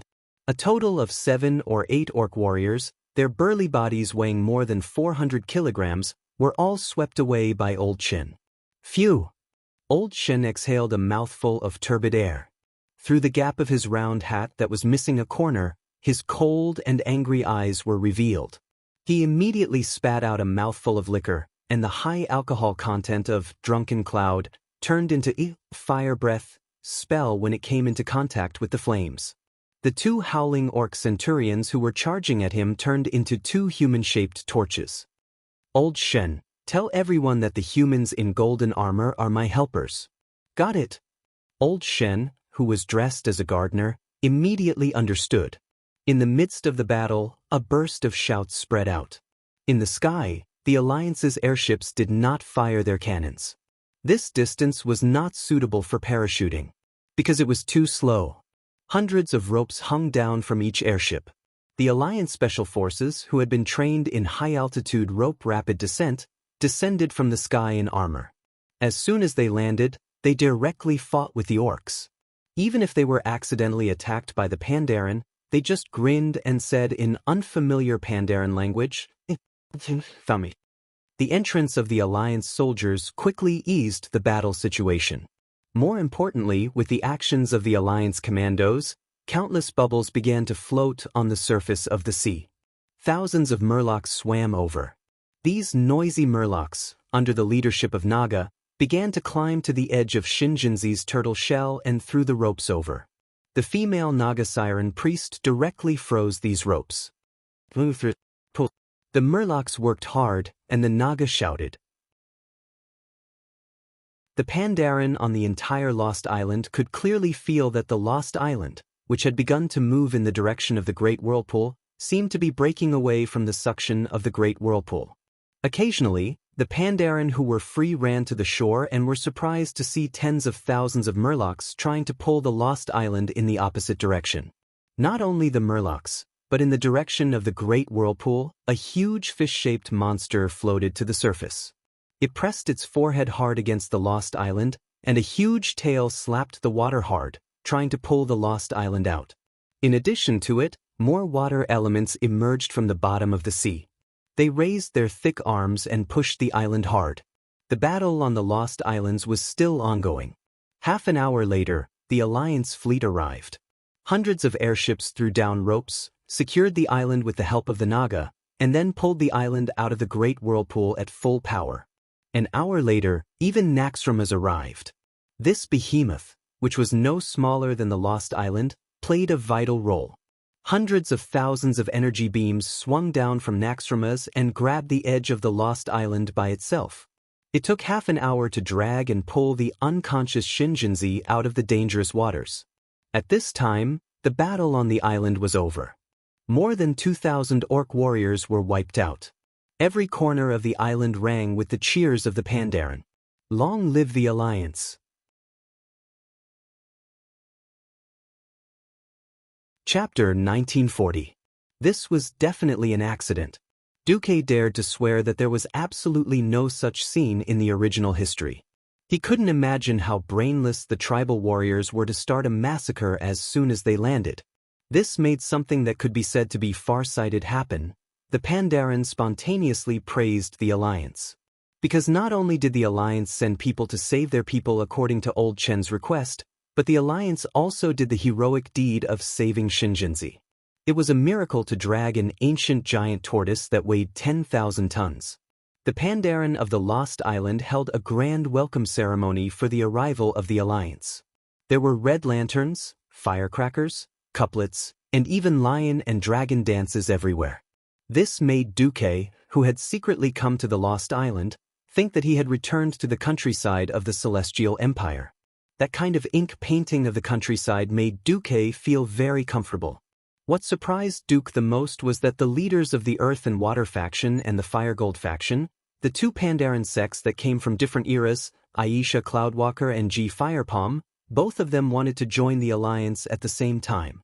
That's right, they wanted to join the Alliance. Duque clearly remembered that Ji Huazhang of the Huazhang sect had directly joined the Horde in history. Why did they join the Alliance? Would there still be Pandaren in the Horde? With a shudder, Duque immediately came to a realization. No wonder the Huazhang sect made this choice. First, it was the Horde who attacked the Lost Island, and no matter how you looked at it, the Horde was evil, and the Alliance was simply the messenger of justice. Second, the Alliance looked more powerful. At first glance, it was obvious that the Alliance's warships were far superior to the Horde's level. The alliance's Naxxramas and the Marine Race Army were completely showing their muscles. If they still foolishly joined the Horde at this time, then what about the tribal warriors who were killed? Wasn't this what a certain transmigrator often heard in the Celestial Empire, 49 years to join Old Jiang? For fighters like the Pandaren, Duque would definitely accept them. The profession of warrior monks, even if it became a little awkward in the later stages, their strength was neither strong nor weak, and their development prospects overlapped with other melee professions. But this was war, and the professions played the role of elites in war. They were not simply ordinary soldiers who were regarded as consumables by many generals, and there were no rigid requirements for logistics. Upon entering the elite level, the diversification of development would cause the enemy to be at a loss as to what to do. Speaking of which, how many people know that pandas are actually ferocious beasts? Soon, another piece of information attracted Duque's attention. After returning to Naxxramas and carefully examining the corpses of the Horde warriors, Chen said with certainty, "These orc warriors have a murderous aura." Baleful aura? Duque's system elf had indeed analyzed the aura of Yashaji, but Duque was surprised that old Chen, a Pandaren who had never seen Yashaji before, was so sure. Not only old Chen, but even the big sister of the Earth and Water faction, Aisha, and the big shot of the Firegold faction, Ji Huizhang, came to the same conclusion. This must be an evil orc who had been instructed by Yashaji to head to Pandaria in order to resurrect Yashaji. This conclusion made the Alliance elders nervous. If it was just to beat up the Horde, the Alliance wouldn't care no matter how many Horde warriors there were. If the ancient gods were involved, then it would be a different matter. The two ancient gods who had already appeared could be said to be more formidable than the other. See, Thun had merely let the Kiraj insectoids wreak havoc on half of the Kalandor continent.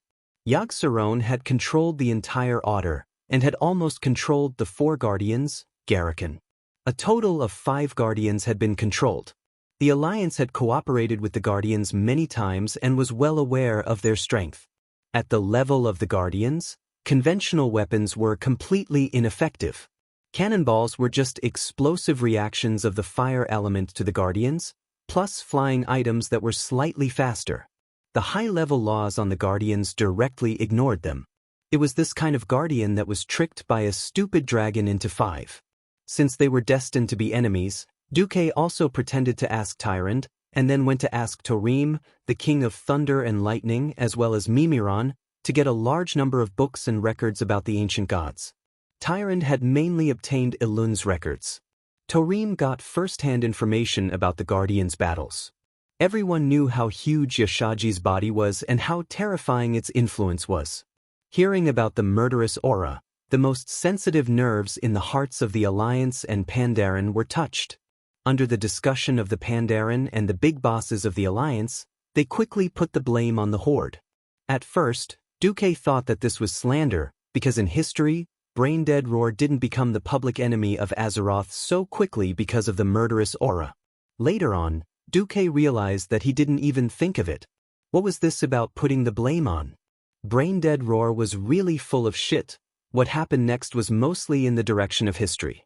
For example, the Zandala trolls who had stood on the side of the Alliance when the Alliance attacked Zul, Europe.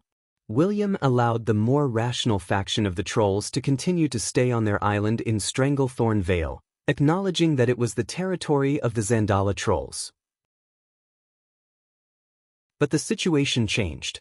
After seeing the Alliance destroy Zwaman and Zul, Europe, the Zandala trolls had a different view of the Alliance. Some of the trolls believed that the Alliance would attack them sooner or later. In this situation, long before the Cataclysm, the prophet, Zul, predicted that Zandala Island would be destroyed by the Cataclysm led by the Wing of Death, but the king of Zandala turned a deaf ear. When Zandala Island was destroyed, the king of Zandala was powerless to stop it. This time, Zandala was determined to go all out for the continuation of the trolls. After a long period of obscurity, this time, Zandala put himself in a leadership position to lead all the trolls and fight for their survival. In any case, the wise men of Zandala were completely convinced by Zul at this moment. They believed that only war could prevent the extinction of the ancient race of trolls that had existed in this world since the creation of Azeroth. Most of the troll tribes were unified under the banner of Zendala rebuilding the glory of the Troll Empire, including the defeated forest trolls of Zwaman and the Gurubashi forest trolls that had split into countless scattered tribes all over Stranglethorn Vale. Stranglethorn Vale was very large and had a lot of caves. Even when the Alliance occupied the entire Stranglethorn Vale, there were still a large number of trolls hiding in the caves, struggling at death's door. It was under Zul's call that these trolls all rushed out and attacked many of the Alliance's civilian ports. They used old-fashioned wooden warships to form a large but not powerful fleet, preventing the destruction of Zendala. And Duque took advantage of this.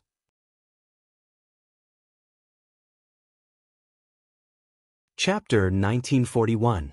The alliance in Azeroth had long been modified by Duque to the point where it was almost unrecognizable. Before the Cataclysm, the alliance had a strict radar warning system. Especially on the west coast of the Eastern Kingdom, where humans and dwarves were the majority, there was a radar station every 100 kilometers. Each radar station was stationed with at least one company of soldiers, with 3 griffins or hippogriffs. There were also coastal patrols 3 times a day. If the Alliance could discover the Horde's flying fleet, how could they not discover the Zendala trolls? William had suggested to Duque if they should strike first. Duque shrugged. Why should we stop them from leaving the Eastern Kingdom? Is it because there are too many soldiers in Stormwind and they like to play with trolls all over Stranglethorn Vale? If they leave, there will be one less problem. When the time comes, we will have an excuse to intervene in Pandaria. Stranglethorn Vale was thousands of kilometers from north to south. Even the Kiraji bugmen were a huge problem. It was impossible to kill all the trolls in the underground space that was similar to stalactites. Now that they had come out to die, it couldn't be better. Sure enough, Duque's personal thief, Edwin Van Cleef, quickly sent back news that Zendala's boss, Zul, had decided to ally with Zendala's ancient ally, the Ancient Devils. Thus, Zendala was on the opposite side of the alliance for the first time. The Ancient Devils gathered under the leadership of the weapons master, Theon, and planned to take advantage of the chaos to regain control of Pandaria. At this time, the main force of Pandaria transported by the Horde's airship began to set up military camps in the south of Jade Forest, forcing the local Pandaren to work in preparation for the war. Gurus used violence to enslave the Pandaren of Sweet Dew Village and began a massacre, wiping out the Pandaren of Morning Breeze Village. Taking advantage of the conflict between the Macaques and the Goldfish people, they joined forces with the Macaques to attack the Pearl Fin Goldfish people's territory. They didn't expect the alliance to make a move first. The silly Macaques ran to Pearl Fin Village and were ambushed by the Goldfish people and Naga. But the war also caused the influence of Fiend to appear. The Pandaran's boss, Zhu Tulan, personally tried to stop the war but to no avail. At this time, a Dragonmaw clan beastman who had been liberated by Sal from the shelter, Kirk, was on his way to Pandaria when his spaceship crashed on the coast of the Jadeite forest. The spacecraft crashed into an auspicious dragon in the clouds. The mother dragon died to protect the young dragon and entrusted the young dragon to Kirk. 1 man and 1 dragon struggled to survive on the coast of Pandaria. Kirk decided to hand the dragon over to the Cloud Dragon Knights. However, Pandaman Elder Only urged him to stay and asked him to raise this young dragon. He agreed and decided to let the Flying Dragon tribe listen to her and become a real dragon-throat orc. However, his philosophy conflicted with the Pandaren of the Knights. Due to his injuries, the training did not go well. Later, the Horde's General Nazgrin personally led the Horde's army to attack the Pearl Fin's village. This time, he was almost dragged into the water by Vasht's subordinate, the Deepwater Lord Caratheris, to teach him how to reincarnate as a Murloc. The tribes suffered a great loss, and nearly 5,000 orc warriors died. However, this intense battle had freed all the baleful auras from their seals. During this period, the Pandaman wanderer Zhou came into contact with the Horde. He was still searching for the ancient prophecy, but he could not prevent the outbreak of war and the release of the baleful auras. The baleful aura of doubt raided the Green Dragon Temple, corrupting and slaughtering a large number of Pandaman monks, The baleful aura of despair occupied the Vermilion Bird Temple. The baleful aura of fear broke the seal and escaped from the cave where the Mantis people were hiding and invaded the palace of the Mantis People Empire. The great Empress Shakhil and her subjects were controlled, and the Centennial Reincarnation War broke out 10 years earlier. The Mantis army attacked the Great Wall, and the Bison were forced to break through the Black Bull Pass and escape into the pass. The baleful aura of anger escaped from the Shadowpan Monastery and took control of the Bison who had lost their homes. The cavalry army burned and plundered the Pandaman village in Kunlai Mountain, causing heavy casualties among the people. The baleful aura of violence and hatred started a war in the Shadowpan Monastery, and the main force of the Shadow Trace sect suffered heavy casualties. At this time, Old Shen had already entered Pandaria with some of the elites of the Lost Island. He was lobbying various forces to accept the alliance. Duque promised Old Shen that after more than half of the Pandamen in Pandaria agreed to let the alliance enter Pandaria, the alliance's fleet would enter this continent and destroy those evil races and existences. Naxxrama's and the alliance's fleet were hovering over the sea 30 kilometers northeast of the giant beast island in the north of Pandaria, which happened to be a position that all Pandarians could not see with their eyes. More alliance fleets were gathering at sea and began to gather on the open sea between Storm Port and New Kultira's port. As the two large fleets were too large to be accommodated by the port, they could only anchor near the coast and wait for instructions from the alliance's military headquarters. Duque continued to drink tea in the secret room of Naxxramas. Well, this tea from the Lost Island is really good. This is the legendary Longjing before the Ming Dynasty. Duque made tea for Jaina with familiarity. Jaina blinked her beautiful eyes. Hey! Duke, don't tell me you've been to the Lost Islands before? You're so familiar with it? Hee hee. How is that possible? The Panda Men on the Lost Islands said that they had not seen any intelligent creatures other than Panda Men in the last 10,000 years. Duque laughed. He almost accidentally exposed his identity as a celestial. Forget it. As your wife, I have an obligation to keep your secret. But if you don't say it, I won't ask. You have too many secrets. Jaina rolled her eyes at Duque. Is it okay for the Alliance to just wait like this? Our daily consumption of food and fuel is skyrocketing. Duque shrugged. That's why I didn't mobilize everyone. Jaina was speechless. Although the Alliance was aggressive and had encircled the Horde on all fronts in Kalandor, it was actually not an all-out war. Most of the officers and soldiers reported and stayed in the military camps of the various countries, stepping up their training and preparing to attack at any time. In fact, there was really no need for the millions of soldiers, reserves, and militia. The active army at the front line was only 100,000 infantry and less than 1,000 airships. In total, there were only 300,000 people. In addition, there were the Karakis, which were free troops. The cost of fuel was very low because it was mainly needed by the army. The airships used elemental energy sent over by the magic net, which also didn't need money.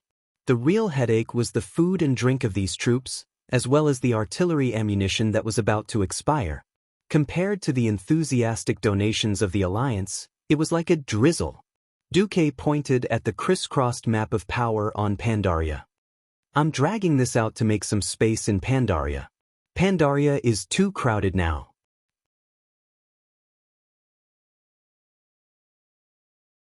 Chapter 1942. A chess player's basic skill was to watch at least 3 moves before taking a step. Good chess players could even see the next 10 moves of their opponent. Others who met Pandaria might say, "Wow. It's a whole new continent.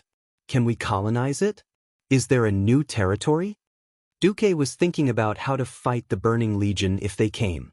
At present, the Alliance had completed or basically completed their military deployment in the Eastern Kingdom, Kalandor, and Northrend. When the Legion was ready, they would be snowballed by the demons if they weren't careful when facing the Burning Legion's spaceships dropping from the sky. They did not care about the spaceship that had just landed. In a while, the Eridar warlocks would directly open the teleportation door and send more void distortion demons over. More Eridar warlocks arrived, and they immediately opened more teleportation gates. 1 hour, they might only have to face hundreds of demons. If they didn't do anything for a day, the number might soar to 10,000. Anyway, there were billions of demons in the twisting nether. They would resurrect after being killed and run back to their corpses. The only thing stopping the demons from invading was the size of the portals, which was the number of troops sent out per unit of time. The Azeroth in reality wasn't as small as it was in the game. In the Elven Forest in the game, it would take 10 minutes at most to run from the westernmost to the easternmost on a horse. In reality, the Elven Forest was about 100 kilometers from north to south and 300 kilometers from east to west. It was also a forest with complicated terrain. People and horses had to be changed, and it would take a whole day to send a message. With such a vast area, if they were still as backward as in history, they could only rely on griffins to find it. Most of the troops had to rely on the 4 legs of horses to run. By the time they arrived, it would be too late. If Duque was given another 10 years, Duque was confident that the 3 continents would be able to hold on. At least, they wouldn't collapse. When they reached Pandaria, there wouldn't be any empty space without a major operation. Of course, Duque knew that the devilish ancients, mantis men, and Zandala trolls weren't good people. The Alliance couldn't just start a massacre, right? Anyway, they were strong and had a lot of capital. The Alliance just quietly pretended to be cool and waited for the Horde and the evil races on Pandaria to die. In the following days, all kinds of information continued to come. Just like in history, Zandala successfully revived the first emperor of the ancient devils, the Thunder God, on the Island of Reckoning. The Zandala army was still overcast. They had found the ancient Devil Mountain's treasury and wanted to steal the powerful treasures inside. In the end, most of the Shadowpan monastery fell into the hands of the evil. Even the sect master, Zhu Talon, was controlled by the evil of hatred. Only Master Shuelyo and his disciples managed to restrain the threat of the evil of violence. Because the Alliance had Old Shin take action, and with the help of Lena Lightspear and the other second-rate experts of the Alliance, the Shadow Trace sect was able to purge the Fiend's influence from the outside in. Zhu Talon was also freed from the Fiend's control. After a short rest, Zhu Talon finally realized that the situation in Pandaria was completely out of control. The Shadow Trace sect was an organization founded 10,000 years ago by the last emperor, Xiao Hao, who had gathered a group of top-notch experts. They wandered in the shadow of Pandaria, fulfilling their mission of guarding the Fiends. As the current leader of the Shadow Trace faction, Zhu Talon carried a heavy burden on his shoulders. He commanded all the warriors of the Shadow Trace faction and fought together with them to protect Pandaria from the invasion of outsiders. In a sense, he was the biggest obstacle in the Alliance's control of Pandaria. After all, in the eyes of the Pandaren, be it the Alliance or the Horde, they were all outsiders. Entering Pandaria without permission was the greatest provocation to the entire Pandaren race. It was a declaration of war. But the appearance of Old Shen and a group of Alliance elites made Zhu Talon see something different. Old Shen, is the Alliance you speak of really so scrupulously abiding by the rules that they won't step into Pandaria without the consent of more than half of the Pandaren leaders? Old Shen chewed on the bamboo in his mouth and repeated what happened on the Lost Island. First of all, I have to admit that this interracial organization called the Alliance is 10,000 times stronger than we imagined. Secondly, they are the enemies of the orcs who slaughtered in the Jadeite forest. I heard that the evil orcs provoked a war against the Alliance. Since they couldn't beat the Alliance, they were most likely tempted by Yashaji and came to Pandaria to seek Yashaji's power. The most important thing is that the Alliance and the ancient gods are mortal enemies. They have already killed 2 ancient gods. I've seen the remains of the ancient gods with my own eyes, and I've felt the evil that hasn't faded from the Holy Light Seal. Moreover, the Alliance respects us Pandaren very much because we guard Yashaji's remaining Sha. I think we're on the same page as the Alliance. Also, including their commander, Duke Marcus, the Alliance has many demigods. Zhu Talon was tempted.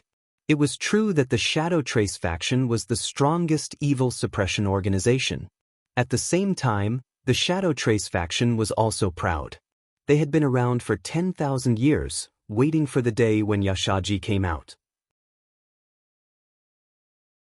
If not for this experience where even their leader was tricked, the Shadow Trace faction probably wouldn't let outsiders intervene, let alone an alliance dominated by humans. They were completely outsiders. Yashaji's spirit was terrifying. They had personally experienced it. The organizations suppressing Sha all over Pandaria began to collapse, and the main force of the Shadow Trace faction also suffered heavy losses.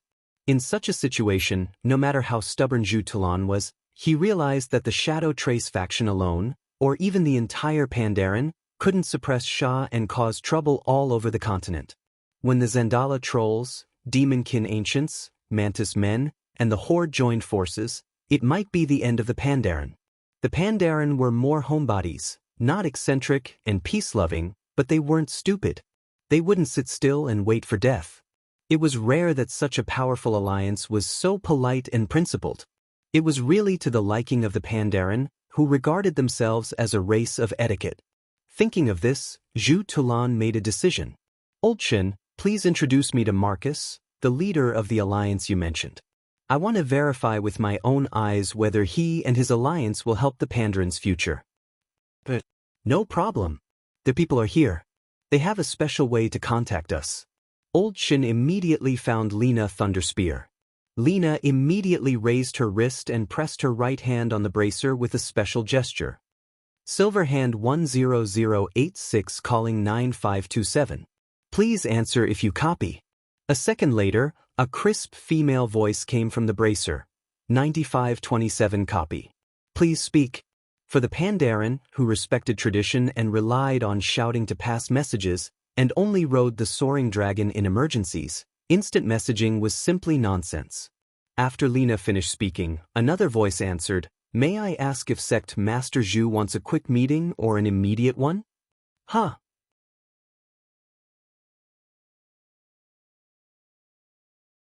Chapter 1943. This time, it wasn't just a voice. An illusory, translucent human female head popped out, giving Zhu Tulan a fright. The other party spoke half-baked Pandaren language. I thought you were a human. Zhu Tulan looked at the short and fat Lina. Sorry, I'm a female dwarf. In the Alliance, humans are the most populous race, Lina said, a little annoyed. Hello, I'm Sally Whitemane, one of the bishops of the Holy Light Church in the Alliance. Sally smiled. Zhu Tulan started talking to the white-haired human girl wearing a red, gold-rimmed hat. What's with fast? So what if it's fast? If it's fast, you can come on a flying mount. We'll have special flying knights to lead the way. It'll take about half a day to get here. Or we can send flying warships. That'll be faster. If it's fast, we'll open a portal here and you'll be able to reach our flying fortress immediately. There were so many proper terms, and Zhu Tulan was dumbfounded. Teleportation portal? Do you know magic too?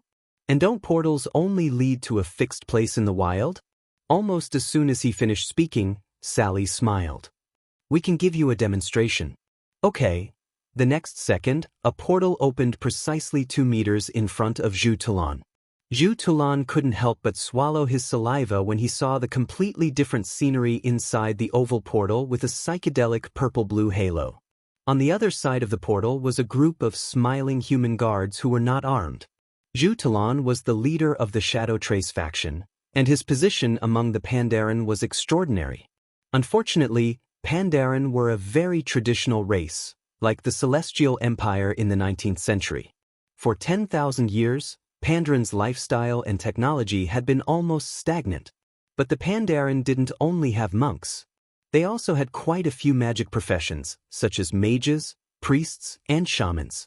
The magic civilization of Pandaren wasn't particularly powerful, but they still had portals, just not as exaggerated as the ones in the Alliance. Now, the core members of the Alliance, such as the elite warriors, would carry a spatial coordinate with them at all times. With the help of the weave, any radiant moon wizard could open a teleportation gate from any place the weave could reach. While Dumuk had been rotting outside Pandaria for so many days, the shameless demigod of the weave had already spread his evil claws all over Pandaria, which was the weave nodes. However, Duque was very careful and did not recklessly lay down the weave. Moreover, they were closely monitoring every node. After all, he did not know what was going on with the baleful aura. Legend had it that it was a great killing weapon that could kill a large group of Titan Guardians. There was no cure for a morbid life. If Yashaji's baleful aura infected Duque's weave, that would be hilarious. Imagine a large group of Alliance heroes, such as Tyrion Fordring, kneeling on the ground in an ORZ pose and saying, "I'm a pile of shit, let me shit." Duque would definitely feel that the world was hopeless. Now, a teleportation gate had already subdued Zhu Tulan. If Sect Master Zhu doesn't think it's safe, you can always ride a flying mount. Sally slyly tried to provoke Zhu Tulan. If it were a man, it would be a standard mockery. If it were a woman, it would be a proper provocation. Are you afraid? Come if you're not. What are you afraid of? Sure enough, after being provoked, Zhu Tulan strode through the teleportation gate with his 2 deputies and Old Qin. As soon as they arrived, they immediately saw a handsome young man waiting at the door. "Hello, I'm the son of Varian Rin, the king of Stormwind City and the deputy commander of the Alliance. My name is Andoin Rin. Please come with me. The commander is already waiting for you, Lord Rin." Little Andoin was not the famous, dirty priest who would shamelessly use a mass resurrection spell in battle. He was now just a novice priest. His innocent smile was very pleasing to the eye, and he easily won Zhu Tulan's favor. Little Andoin took Zhu Tulan and Old Qin in a small circle, passing through the port of Naxxramas. Zhu Tulan was deeply shaken. Although the Alliance now had specialized supply ships to resupply the fleets floating outside Naxxramas, and even developed floating docks for maintenance purposes, the ships of the Alliance would still return to the port regularly. After all, the soldiers could only rest better when they returned to the port. The real overhaul of the ships could only be carried out in the port. Hundreds of battleships were docked in the huge square docks. From time to time, battleships over 200 meters long would enter and leave the port on a designated route. Tens of thousands of people were busy at the port, and from time to time, large trucks would drag large boxes to resupply the battleships. This futuristic scene was definitely beyond Zhu Tulan's imagination. It was like the first time the humans in front of the door of darkness saw the creation of the Titans. The feeling was indescribable. Is this the supreme force of the Alliance? Zhu Tulan's voice was trembling. Not to mention him, even Old Qin, who had come to Naxxramas for the second time, was shocked by this scene. That's not it. Our commander, Duke Marcus, is a demigod of the weave. He rules the 4 elemental realms of Azeroth. He is the elemental lord of the land of fire and the throne of tides. The master of the throne of the wind god is another leader of the Alliance, Sylvanas Windrunner of the elven kingdom of Sindorii. As for the Stonewall continent, Therazane, the mother of Stonewall, has already submitted to Commander Marcus, Little Andoin said seriously. It was his undisguised youthful innocence that shocked people the most when he said these words in a matter-of-fact tone. Zhu Tulan wanted to find a flaw in his words, but he was surprised to find that when Little Andoin said these words, the Alliance guards beside him all puffed out their chests with pride. Zhu Tulan sucked in a breath of cold air. He was extremely glad that the Alliance was not an enemy, nor had they come with hostility. Compared to the Alliance, the Horde warriors who relied on axes were nothing. Finally, in the secret chamber, Zhu Tulan saw the Alliance commander, Duque. "Welcome, welcome." Zhu Tulan was stunned. The people who welcomed him all spoke half-baked Pandaren language. Duque was actually fluent in Pandaren. The common language in Pandaria was Pandarian, but the Pandaren had their own way of speaking, which was like an accent. Hearing Duque's pure accent, Zhu Tulan felt a deep sense of respect.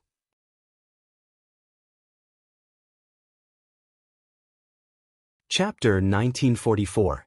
Not to mention Zhu Tulan, even Old Qin's eyes bulged out of their sockets. He was completely stunned. For the Panda people, the humans in the world of Azeroth were the standard foreigners. Foreigners speaking half-baked Panda language was already a great respect for the Panda people. In the human-led alliance, these foreign races were so powerful, and they were so respectful to them. That was a great honor. Zhu Talan was flattered that Duque could speak the Panda language so fluently. But could he blame Duque for this? Damn it, Duque did not know what was wrong with this Azeroth. Pandarian was Chinese, and Panda language was Mandarin with a Sichuan flavor. In fact, when Duque first heard Ol Chin and Lily talking, he was dumbfounded. But his experience meant that he was not born with the magical Pandarian language. After all, everyone knew that he was from Stormwind. Duque had been having a hard time holding back these days. He could only propose after meeting Ol Chin in the Alliance that all the higher-ups, or at least the officers who were about to go to Pandaria, had to learn Chinese, Pandarian. Speaking of which, isn't this normal? The Panda people's elected leader was Emperor Xiaohao, who died 10,000 years ago. In the eyes of the Chinese, which foreign devil's name would be Xiaohao? Was it the distortion of time and space? Or the loss of moral integrity? Duque did not know. Anyway, he had a reasonable reason to teach the entire alliance to learn Chinese. Duque was very happy. Otherwise, if there was no suitable reason, people would think that Duque was promoting the demon language if he forced the promotion of the Chinese language. It was because of the Panda people like Ol Chin and Lily, who had traveled the Eastern Kingdom's mainland and could speak both human and Pandarian as teachers, and Duque had pointed out the importance of Pandarian, that the Alliance had a craze for learning Chinese. Zhu Talan seemed to think that Duque was just trying to coax him. He didn't think too much about it at first, so he casually complimented him. "You speak the Pandaren language very well, Commander. Thank you for the trouble." Duque replied naturally, "Not at all, not at all." This was courtesy, but courtesy also had a fixed form, and one had to pay attention to the tone. If it was used incorrectly, it could cause a misunderstanding or make people laugh to death. For example, a very simple "thank you." Usually, it was polite to say "thank you" when someone helped you. If the other party killed your entire family, and you coldly said "thank you," that would be sarcasm, and it would represent a monstrous hatred. Unwilling to give up, Zhu Talan exchanged a few more pleasantries. Who would have thought that Du Muk could answer so fluently? Zhu Chen and Li Li's eyes widened. Duque pretended to be smart. "What? Are you so surprised that I learned Pandarian? I am the most intelligent mage in the Alliance." There are so many races in the Alliance. Although everyone learns the common language as the official language, as the commander, I know the common language, Dwarven language, Quell, Dorii language, Kaldorii language, Drenii language, and even Titan language. I also know Eridar, which we call the demonic language. Oh, it turned out that this intelligent commander of the Alliance was also a master of languages. The three Pandarans suddenly came to a realization, and their eyes were filled with admiration. So, even as a Chinese, he could be so awesome in a different world. There was no one else like him. Du Muk laughed sinisterly in his heart. "Sorry. Apart from the so-called Pandaren language, all my languages come with translation software." The discussion between the two sides suddenly became very friendly. Zhu first said that he hoped that the Pandarian Pandaran's territorial sovereignty would not be violated by the Alliance, and that their race and customs would be respected. Duque immediately said that the Alliance respected the territorial integrity and racial status of every member country and independent race. The Alliance was willing to invite the Pandaren into the pit as a member country, not as a vassal race or organization. To join the Alliance. Zhu also said that he hoped the Alliance would swear in the form of an oath that they would not kill neutral forces and races at will. Duque immediately said that the Alliance agreed. The Alliance would not kill the innocent. Look, the bugmen who used to hang out with Thun were now the Alliance's underlings. Only the stubborn races and believers who firmly supported the evil gods would be eliminated by the Alliance. In fact, up to this point, Zhu was already very satisfied. Finally, he vaguely asked what the Alliance thought of the Mantis Men, the Ancient Devils, and the Wild Oxmen. Duque sighed. "I heard that there is a saying in Pandaria that things should not happen more than 3 times. The first time, the Alliance can consider it a mistake. As long as it does not cause major losses to the Alliance, The alliance can tolerate mistakes, but the alliance will be extremely vigilant. The second time, the alliance will punish them severely no matter what. If there is a third time, Duque didn't say anything and directly made a chopping gesture with his hand. Don't underestimate this gesture. If an ordinary person made this gesture, it would at most be a threat. However, Duque made this gesture as the strongest demigod and the commander of the alliance, which meant that no matter how many people there were or what the status of the other party was, he would kill them all. However, this approach was in line with the Pandren's way of moderation. Don't cause trouble, don't be afraid of trouble. Equality, universal love, and responsibility. Zhu Tulan felt that he had made the right decision this time. On the basis of equality and mutual benefit, Zhu Tulan and Duque discussed and signed a series of letters of intent.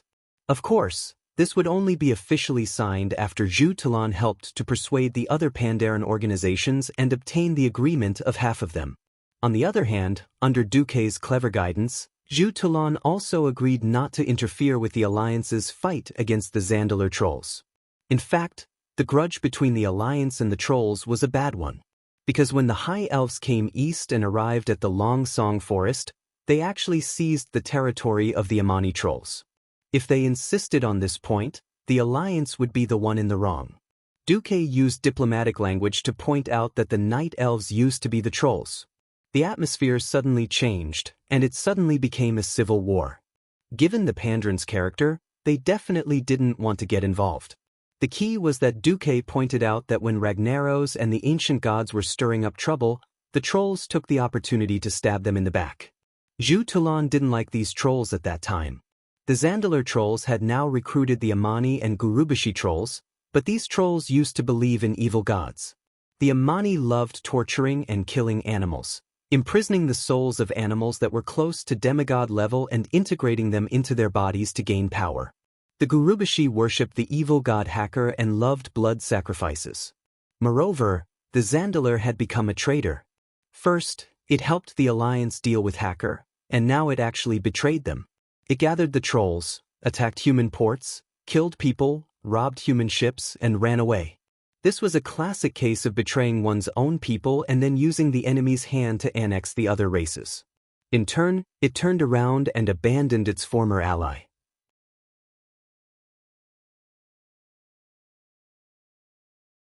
Chapter 1945.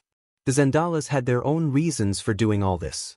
At first, it was because Gurubashi and his bastard compatriots had gone too far.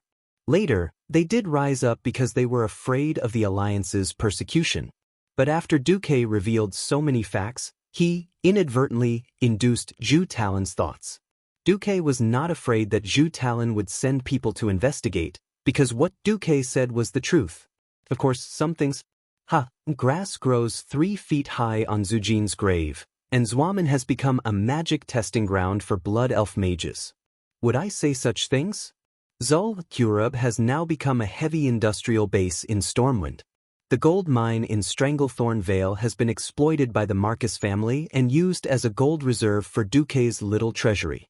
A certain black dragon has also slept there and become a warehouse manager. The iron ore has been mined and smelted on the spot. It's a one-stop operation to produce flying warships, tanks, and armored vehicles. Such a trivial matter was not even worth mentioning. Who the hell told you to believe in evil and stab us in the back? You deserve to be confiscated. There was nothing wrong with this logic. As a leader-level figure who paid attention to his own race, Zhu Talan was undoubtedly qualified. Unfortunately, his lack of knowledge led to a lack of breadth of thinking. Besides, he could not care less about races other than Pandaren. Just like that, Zhu Talan and Old Chen left happily. They would contact the various Pandaren organizations next. Of course, this would definitely take time. This allowed Duque's overt plot to continue, because the Horde's elites led by Brainless Roar were still attacking Pandaria like a raging fire. The more ferocious the Horde's attacks, the faster the Pandaren's integration. In the original history, both the Alliance and the Horde were looking for a powerful force to win the war. In the Splendid Valley, despite the objections of others, Gurus firmly believed that the Horde should use the power of Sha to deal with the Alliance. After a discussion among the leaders of the Alliance, they decided not to use the power of Sha. In this life, it was not so troublesome. Only the Horde led by Brainless Roar was panicking. The Alliance? Now the Alliance was a righteous organization that had successively defeated 2 ancient gods, destroyed the Scourge army, and fought against the Armageddon army. They had double-digit demigods, thousands of flying warships, tens of thousands of ships on the sea, hundreds of thousands of tanks, armored vehicles, and all kinds of cannons, as well as millions of conventional forces. With this level of strength, would he still need to take the unorthodox path? Great Chieftain Garush gave the order to search for a powerful ancient devil race divine artifact, the Sacred Bell. In Kunlai Peak, it was supposed to be an exciting showdown between scheming and counter-scheming. This time, under Duque's signal, the Alliance did not interfere, and as a result, the tribe succeeded easily. It was just that Du-Muk had pretended to send an elite team led by Brigida Bendis to help an ancient hero in the name of resisting the power of the Holy Bell, the Monkey King of the Macaques from 10,000 years ago. Bridget passed the Monkey King's trial and obtained the Hammer of Harmony. It was created by the Pandaren and could resist the power of the Holy Bell. Garush led the elites to the ancient Devil Mountain Terrace in Kunlai Mountain, preparing to use the Holy Bell to allow the tribal warriors to control the power of the fiends. In the end, they were stopped by the Van Cleef father and daughter and the Alliance agents. Before this, Vanessa had asked Duque, "Why are you acting like this when you clearly want to see Brainless Howl cause trouble and can't wait for him to become Yashaji's biological son?" This was Duke's reply, "Alas, it would be too fake if the Alliance did nothing. Politics is so hypocritical. Just treat it as striking a monk for a day." "Oh no, you're wrong. Just treat it as striking a monk for a day." Duque's words were very zen like the Pandaren, but because of his ignorance, Vanessa laughed. "All right, my dear master, I will obey your orders. But you owe me a favor, okay? Aren't you my maid? What do you mean by asking for favors when you work for master?" Duque pretended to be angry. Since I've served you for so many years, just promise me. When we're done with the Burning Legion, I'll make another small request." Okay." Duque scratched his head. Unknowingly, Vanessa had also served him as a maid for 30 years. If not for the eternal blessing, she would have given him all her youth. From this point, it seemed like he really owed her a little. Duque did not think too much, and casually agreed. There was no doubt about the skills of the Van Cleef father and daughter. They succeeded. The enraged Gurus destroyed the Holy Bell. It turned out that in history, the Holy Bell had smashed little Anduin to the brink of death. But in this life, there was no place for little Anduin to appear. There was no other way. Duque could not possibly let little Anduin go knowing that something would happen, right? Speaking of which, William had the intention to groom his son. Hence, under Duque's instigation, little Anduin followed Old Chin everywhere. Of course, Duque arranged for Khadgar to monitor the whole process. In addition, Old Wa sent out his rumored harem and real teammate, Valera. After greeting Old Chin, she stealthily followed Old Chin. It could be considered as training for little Anduin. Duque did not think much of it. After all, in Duque's opinion, if the Alliance really handed over the baton to little Anduin, the dirty priest who played mass resurrection on the battlefield, the world would definitely be at peace. On the other hand, the first emperor of the ancient demons, the god of thunder, had returned to his former palace, Thunder King Island. He gathered the scattered ancient demons' tribes and planned to reunite the chaotic and divided Pandaria. The huge fleet of the Zandala trolls had tamed many powerful primitive beasts on Giant Beast Island, which was originally part of the South Sea, and landed on Thunder God Island. The Zandala trolls had also brought their allies, the elite and powerful priests and rulers of the forests, jungles, deserts, and frost trolls, to help the god of thunder conquer Pandaria. In addition, the Zandala trolls had also invaded the various coastlines of Pandaria. They went to the northern island of Pandaria, Giant Beast Island, originally part of the South Sea, and tamed the powerful wild beasts there to fight for them. After learning about the rise of the god of thunder and the Zandala trolls, Zhu Talon hesitated for a long time. Little Andoin, who was listening at the side, was a little puzzled. Actually, why don't we let the Alliance enter Pandaria? Many things would be easily solved. That's right. In the face of absolute power, tricks were meaningless. Zhu Talon had a different opinion. He said to little Andoin, "Child, you can think about it. Your uncle Marcus has extraordinary power. Why doesn't he just flatten the whole of Pandaria? He has the ability to do so." The little prince fell into deep thought. After a while, Zhu Talon said, "This is justice. If you're right, you can go anywhere. If you're not, you can't go anywhere. Relationships that are maintained purely through violence are destined to not last long."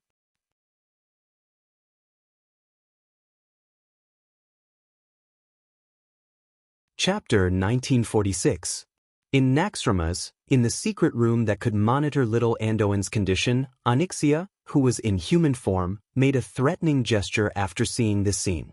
She yelled indignantly, "Taking the side of reason? Bullshit. Our Duque doesn't need to reason with the enemy. He'll just kill you as soon as he shows up. He won't stop until the enemy is dead. That's how Duque treated me back then. He never reasoned with me before he killed me." He turned around and added, "Am I right?" Duque rolled his eyes. "Silly dragon, please watch your words. If I stood in front of you as a mortal, are you sure you wouldn't eat me?" "I won't." Xianxia was absolutely certain. But Duque was curious. "You're too skinny. You'll get stuck in my teeth." The black dragon pretended to be deep in thought. "I'll probably slap you to death." Duque was a little angry. He slapped the dragon's butt. "You're asking for a beating, aren't you?" Almost at the moment of being hit, Xianxia subconsciously stuck out her dragon butt. Only then did she realize that Duke wasn't trying to tame a dragon. This was a little awkward. It had become a habit. Xianxia wanted to lower her back down, but found that the dragon-taming whip was quickly pressed against the dragon's cave. "Since it's like this, let's just do it." Duque put his hands on the dragon's waist. There was a small twist in history. It was supposed to be Zhu Talon who formed the Shadow Raid Battalion and led the elites to Thunder God Island. Although there weren't many of them, they hid in the dark and successfully thwarted the Thunder God's plan. The biggest variable was William's attack on little Andoin. Perhaps Zhu Talon was moved by little Andoin's sincerity, or perhaps Zhu Talon had a mysterious confidence in the skills of his elite team. Zhu Talon actually let a holy priest sneak around. Even the term pig-like teammate was not enough to describe little Andoin in this state. He was like a lighthouse in the dark. Not only did he emit light and heat, but he could also be easily spotted from a few kilometers away. First, the Shadow Raid camp had been discovered. Then, another piece of news forced Zhu Talon to withdraw the rest of his men. The main force of the Shadow Trace sect was gone, but at this moment, the army of the tribe seemed to have received some news and actually charged straight towards the Jinxiu Valley. No one knew better than Zhu Talon what was in the splendid valley. As the suzerain of the Shadows Talk faction and the guardian of Pandaria, Zhu Talon made a risky and somewhat idiotic decision. He asked the Alliance to take care of Thor while he gathered all the Pandaren who could fight and went to the splendid valley to stop the Horde's advance. When the Alliance received the news, many Alliance generals didn't understand. Only a portion of them kept silent. Are those Pandaren stupid? They know that the Horde is stronger, and they might not be able to stop them with just their own people. Why didn't they ask the Alliance to join in? Xianxia, whose face was flushed after being tamed, said with her hands on her hips. Duke shrugged. "Let's put it in a way that you can understand. Let's say that you know that someone is going to raid your old home in Dust Wallow Swamp. You know that the other party is probably as strong as your dead father, and that there's a very strong external aid that you don't have much contact with.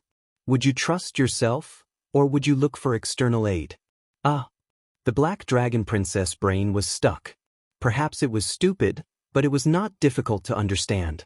However, since Zhu Talon had made such a decision, the Alliance, which had a policy of not interfering with the internal affairs of the Pandaren, was happy to comply. On the other hand, the Pandaren had officially made a diplomatic request, hoping that the alliance would help to destroy the Thunder God on Thunder God Island. What made Duque the most was that this request was not just the will of Zhu Talon or the Shadows Talk Monastery. Now, the leaders of the Pandaren temples had a joint request.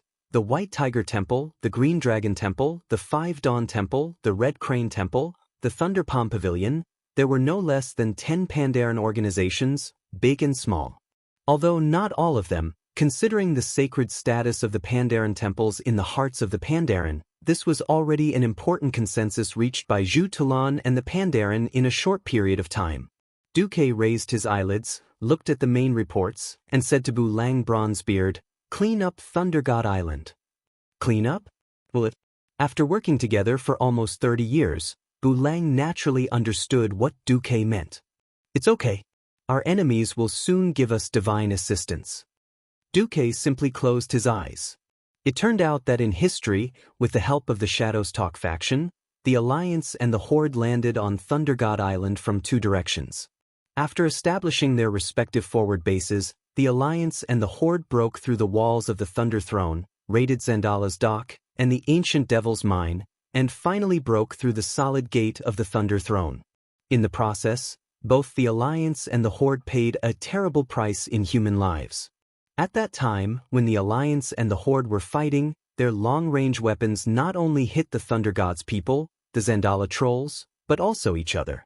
They were practically surrounded by enemies on all sides. What was even more disgusting was that the wretched swamp was right in the middle of Thunder God Island. This disgusting terrain forced both sides to give up on heavy equipment and even mounts, and only relied on the most primitive infantry to fight. The terrible loss of human lives in the process of battle disgusted the commanders of both sides. In the end, the Alliance and the Horde had no choice but to reach a temporary settlement at the gate of the Thunder Throne under the persuasion of Zhu Talon. Even after William returned to Stormwind City, he was shocked by the astronomical amount of compensation. Duque had no intention of sacrificing the precious lives of the Alliance soldiers. He decided to directly resurrect them and feel good about himself, thinking that he was the world's first Thunder God, and that he was going to have a fiery party. At that moment, because the Shadow Raid camp had been discovered and alerted the enemy, both the Zandala trolls and the Ancient Devil were on high alert. However, the same thing was reflected in thousands of pairs of eyes. Tens of thousands of cannonballs whistled through the air and arrived in the blink of an eye from the distant horizon. Most of these primitive races had never seen cannonballs before, and the dazzling rain of cannonballs poured down directly in front of them. Boom, boom, booms, boom. Along with the continuous loud noises, the seemingly never-ending flashes of explosions spread from west to east along the central axis of the entire island to the other side. Countless soil and huge stone slabs that humans couldn't even reach with their arms spread out were lifted from the ground. Countless trolls, ancient devil, and deformed monsters created by the Thunder God screamed and tried to dodge the fatal rain of cannonballs, but in the end, they were still caught up by the flashes of explosions.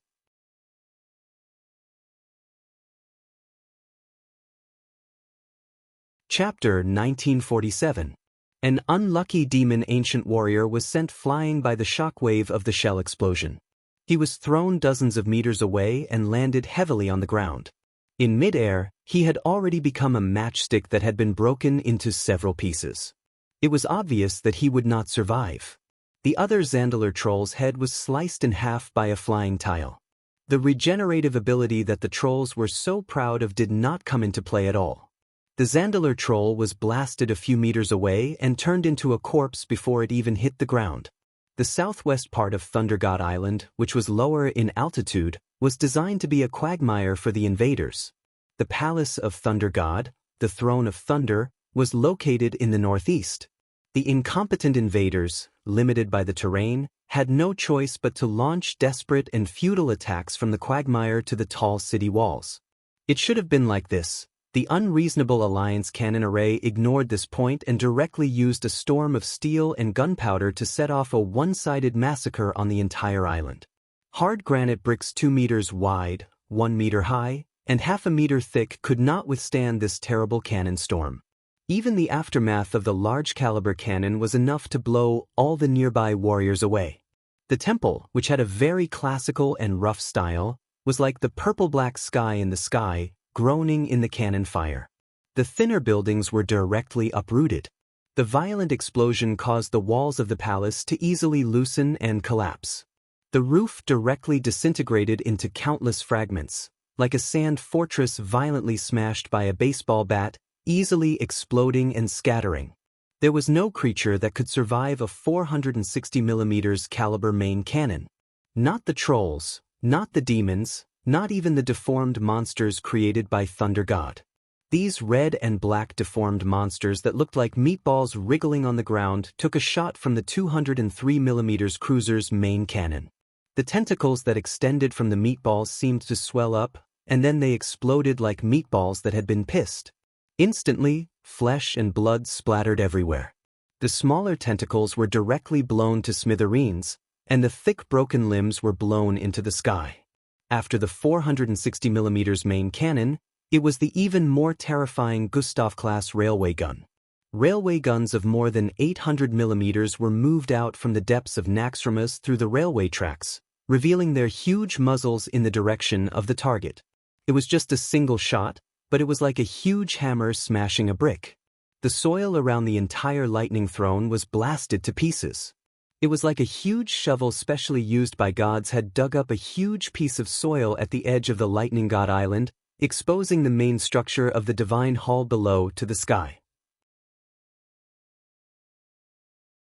After 2 rounds of cannon fire, the sand settled down, and the Alliance's scanners, radars, and optical telescopes were all deployed. The battle situation had changed from an omnidirectional attack to a precise attack. Some of the mutants that did not know what to do had just crawled out of the mud and were hit by the cannons of the Alliance battleships that had been waiting for a long time. For the cannoneers of the Alliance, who had long since made arrangements to divide the battlefield, they only needed to move their cannons a few centimeters to fire. A ball of fire struck the mutated monster head-on, and amidst a blood-curdling screech that caused the surrounding space to tremble, the lump of meat completely exploded, turning into blood and minced meat that filled the sky before finally falling down in a swirl. Small-scale bloody rain continued to fall everywhere. The most important thing was that the Thunder Throne, which had once been the pride of the Devil Ancients, had completely disappeared from the Lightning God Island. The terrible cannons covered and flattened the entire island, blowing up every building on the island and turning them into rubble and powder. This was not the end. A huge floating island was descending from the clouds. There were towering round towers of various sizes on the island. The towers were slender, and the decorations on the spherical towers were mainly white with a lot of gorgeous purple and bright red. This was the other mobile air fortress of the Alliance, and one of the core kingdoms of the Alliance, the Dalajan. The Dalajan's arrival was completely without warning. If Zhu Tilan were here, he would certainly be surprised why it was not Naxxramas, but a magic flying city that he had never seen before. In fact, it was Naxxramas that was 10 kilometers away. It was just the Dalajan that had come. This was not important. A phoenix as hot as the sun appeared. It let out a clear and melodious cry and proudly took the lead from the airport platform on the side of the Dalajan. Beside him were thousands of pure-blooded firehawks that looked like large fireballs, as well as thousands of fire elemental creatures. One by one, the inverted triangular fire elemental creatures descended from the sky and directly broke through the passage of the Thunder Throne. The phoenix flapped its wings and hovered over the Lightning God Island. Its crimson eyes were like a pair of small erupting volcanoes, constantly emitting flames. Its sharp eyes were filled with a kind of pride as the master of all living things, looking disdainfully at the world. It and its master, the demigod Kale, that's Eversong, calmly looked at the island, but it gave others the illusion that these 2 pairs of calm eyes were looking down at their new territory from above. The Lightning God Island was not big, about 3 kilometers long and 1.5 kilometers wide. Not a bad island. It's suitable to be the new base of the Alliance. His mount, the Phoenix AO, was several times larger than it had been in Draenor. Now, its huge body was almost half the size of a town, and the flowing flames under its wings easily brought out clouds of fire with a temperature of at least 3,000 degrees. This terrifying temperature alone was enough to melt gravel into glass. The turbulence set off by the phoenix when it flapped its wings was like the sweat of humans working casually. But after such a spark-like light fell on the lightning god island, the entire area was plunged into a sea of fire. The terrifying sea of flames burned and purified everything on the island. "This place is too dirty. I'm going to purify it for my master." Kale, did not say this publicly, but he did it. For a full half an hour, Kai-Zi ignored the provocative roars coming from the depths of the lightning throne and continued to burn the place with flames. When everything was over, Kai-Zi raised his eyelids. "What's the hurry? I'll deal with you now." The phoenix descended magnificently. The moment the phoenix landed, a huge portal surrounded by flames opened behind Kai-Zi. Two fire elemental leaders, nearly 10 stories tall, walked out from inside. The fire elemental fighter, Smodron, and the fire demon hunter, Sharnox, appeared with 2 molten fire hounds. It was not only them. From the Dalajan, an equally burly figure descended, riding an unbelievably large progenitor dragon. Alder's guardian of thunder, Torim. Following Torim were the 2 guardians of Alkavan, Corellon and Amaran. Of course, because these big guys were too huge, it was easy to ignore them. In fact, the Alliance Marshal Gavin Rad also came down with a few second-rate powerhouses.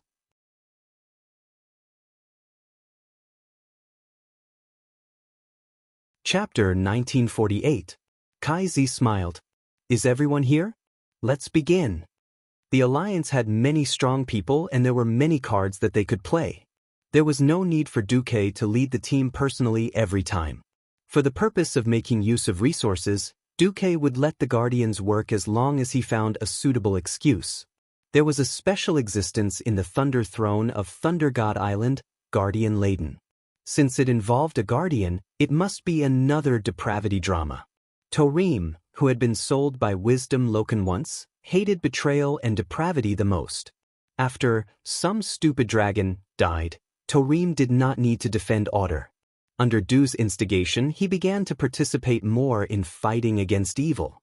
For example, this time, he came to be a thug again.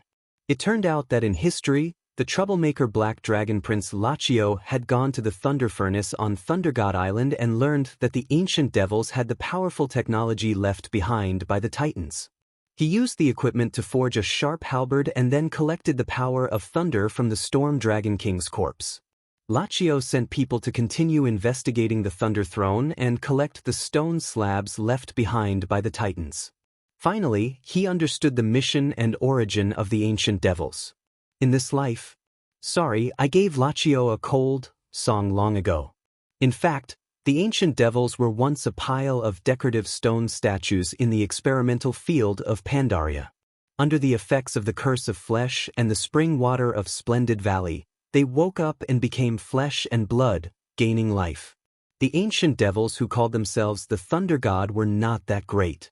13,000 years ago, the Thunder God was just the son of a warlord. His goal was not only to conquer the weak races like his ancestors, but also to build a true empire.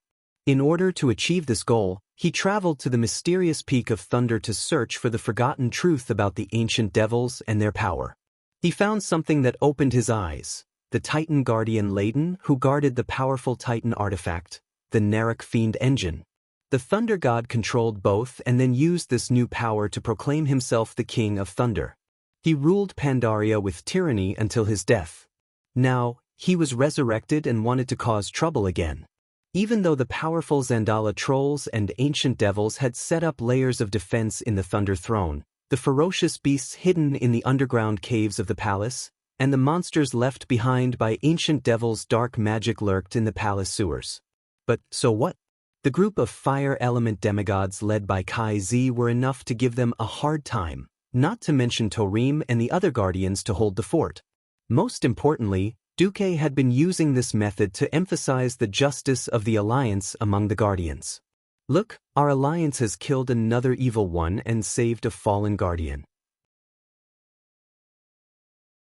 Under the imperceptible influence of day after day, the guardians had long regarded the alliance as a complete partner of justice, unknowingly tying themselves to the alliance. Someone who went against the alliance? Of course it was an evil force that had to be destroyed. This gorgeous lineup had easily defeated the Thunder God without the help of the Shadow Tracking Sect. They had even defeated the Berserk Guardian Layden. With the approval of Torim and the other Guardians, the Alliance not only obtained the spoils of war from the boss, but also the Thunder God's heart. This heart originally belonged to Guardian Layden, and the Alliance was able to understand a key secret about the Titans. On this side, the Lightning God Island still had an unknown Lightning God and a fallen Guardian.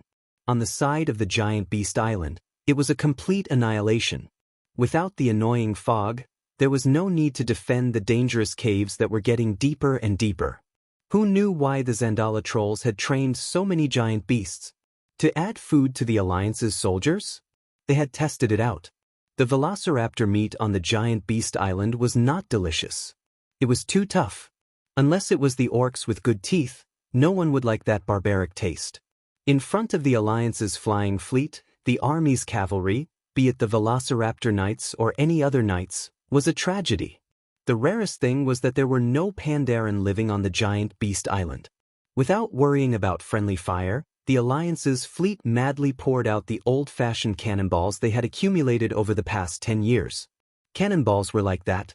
Once they expired, they would be dangerous and detonation would cost money. If they could not get rid of them within their expiration date, it would be a waste. Just like the Celestial Empire, in order to prepare for emergencies, they followed the Russian standard and prepared 7.62mm bullets in units of hundreds of millions. The specific number was not something we commoners could know. We only knew that there were about 30 billion rounds. The Alliance's stockpile of cannonballs was also awesome. There were more than 200 million rounds. There was no way around it. Any main cannon had about 100 rounds of ammunition. A warship had a main cannon and a secondary cannon. The 460mm main cannon was matched with a 155mm cruiser-class secondary cannon. According to this ratio, no matter how stingy they were, they had to prepare more than 2,000 rounds of cannonballs of all sizes. The Alliance now had nearly 10,000 large and small warships in the air and on the sea. 200 million rounds of ammunition was definitely not a small number. This was only because Duque had considered that cannonballs would be consumed quickly and that they would be innovated quickly. Even so, the cannonballs that were about to expire were always a headache for the Alliance military. Now the problem was solved. While Naxxramas's air force attacked Thunder God Island, the Alliance's fleet also attacked Giant Beast Island, as well as the Zandala fleet in the northeast corner of Pandaria, east of Kunlai Mountain. The fleet commanded by Zul was nothing but huge. The wooden ships were no different from target ships in front of the Alliance's warships. No, it should be said that when the Alliance's gunners trained, they used obsolete wooden warships as target ships. The only difference was that there would be no people on the target ships, while the Zandala fleet had a large number of troll sailors. There's no suspense in killing them. It's like fighting primitive people. In the magnified image of the magic mirror, Admiral Taylor sighed as he watched the troll being blown away. 30 years ago, we were also primitive people like this, Bu Lang Bronzebeard said directly in the magic communication. Yes, thanks to our leader, we evolved from primitive times to modern times. Taylor, a man in his 40s and 50s, felt the changes in the human world the most. In just 30 years, they had crossed the age of steam from the feudal era and entered the quasi-modern era. That was exactly the time it took for Taylor to go from a teenager to a middle-aged uncle. He was filled with emotion. Just as the Alliance's army quickly finished bulldozing the 3 places, Duque suddenly heard a voice. "Hello. Is this Mr. Duke Marcus? I have something to talk to you about." His fluent Chinese seemed to echo in her ears. Miraculously, Duque was in the secret room of Naxxramas. Duque's heart moved. He knew who was calling him.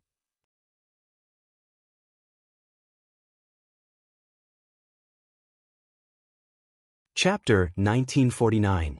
At Duque's level, there were not many that could threaten Duque. There were many capable people in the world of Azeroth, and there were many that were worth looking up to or being wary of.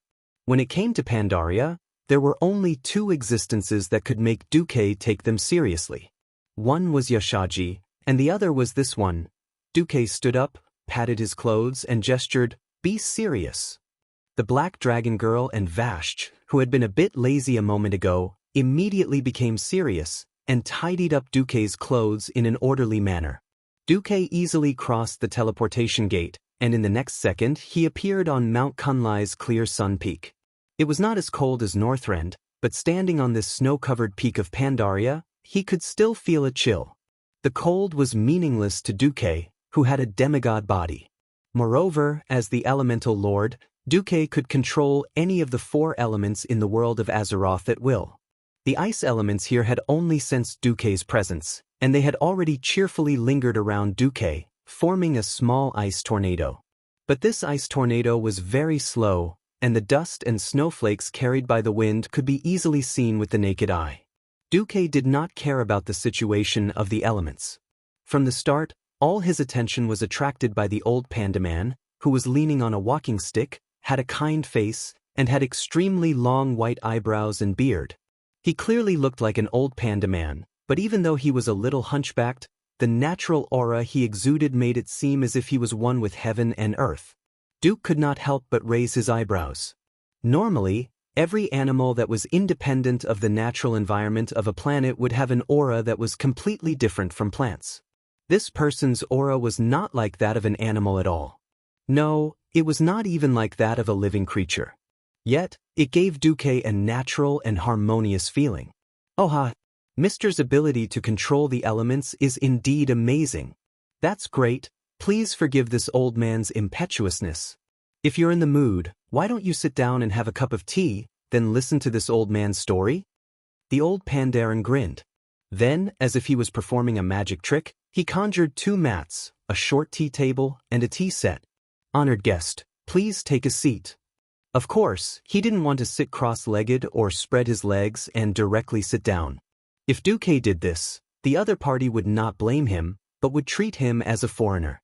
As a transmigrator from the modern world, Duque knew the rules. He just didn't want to do it. In the end, Duque still did as the Romans do. Kneel down. It was a very heavenly style of sitting. Although this was Duque's first time doing this, he had watched so many period dramas, and he had the system's help to replay the scenes. Moreover, after obtaining the body of a demigod, he had amazing control over his own body. As a result, Duque was able to sit up properly. "Oh, esteemed guest, you seem to have a deep understanding of the panda people's culture?" the old panda man asked with a smile. A little. Duque said humbly. The old Pandaren didn't point it out and began to make tea. It was a little different from the way Duque knew how to make tea.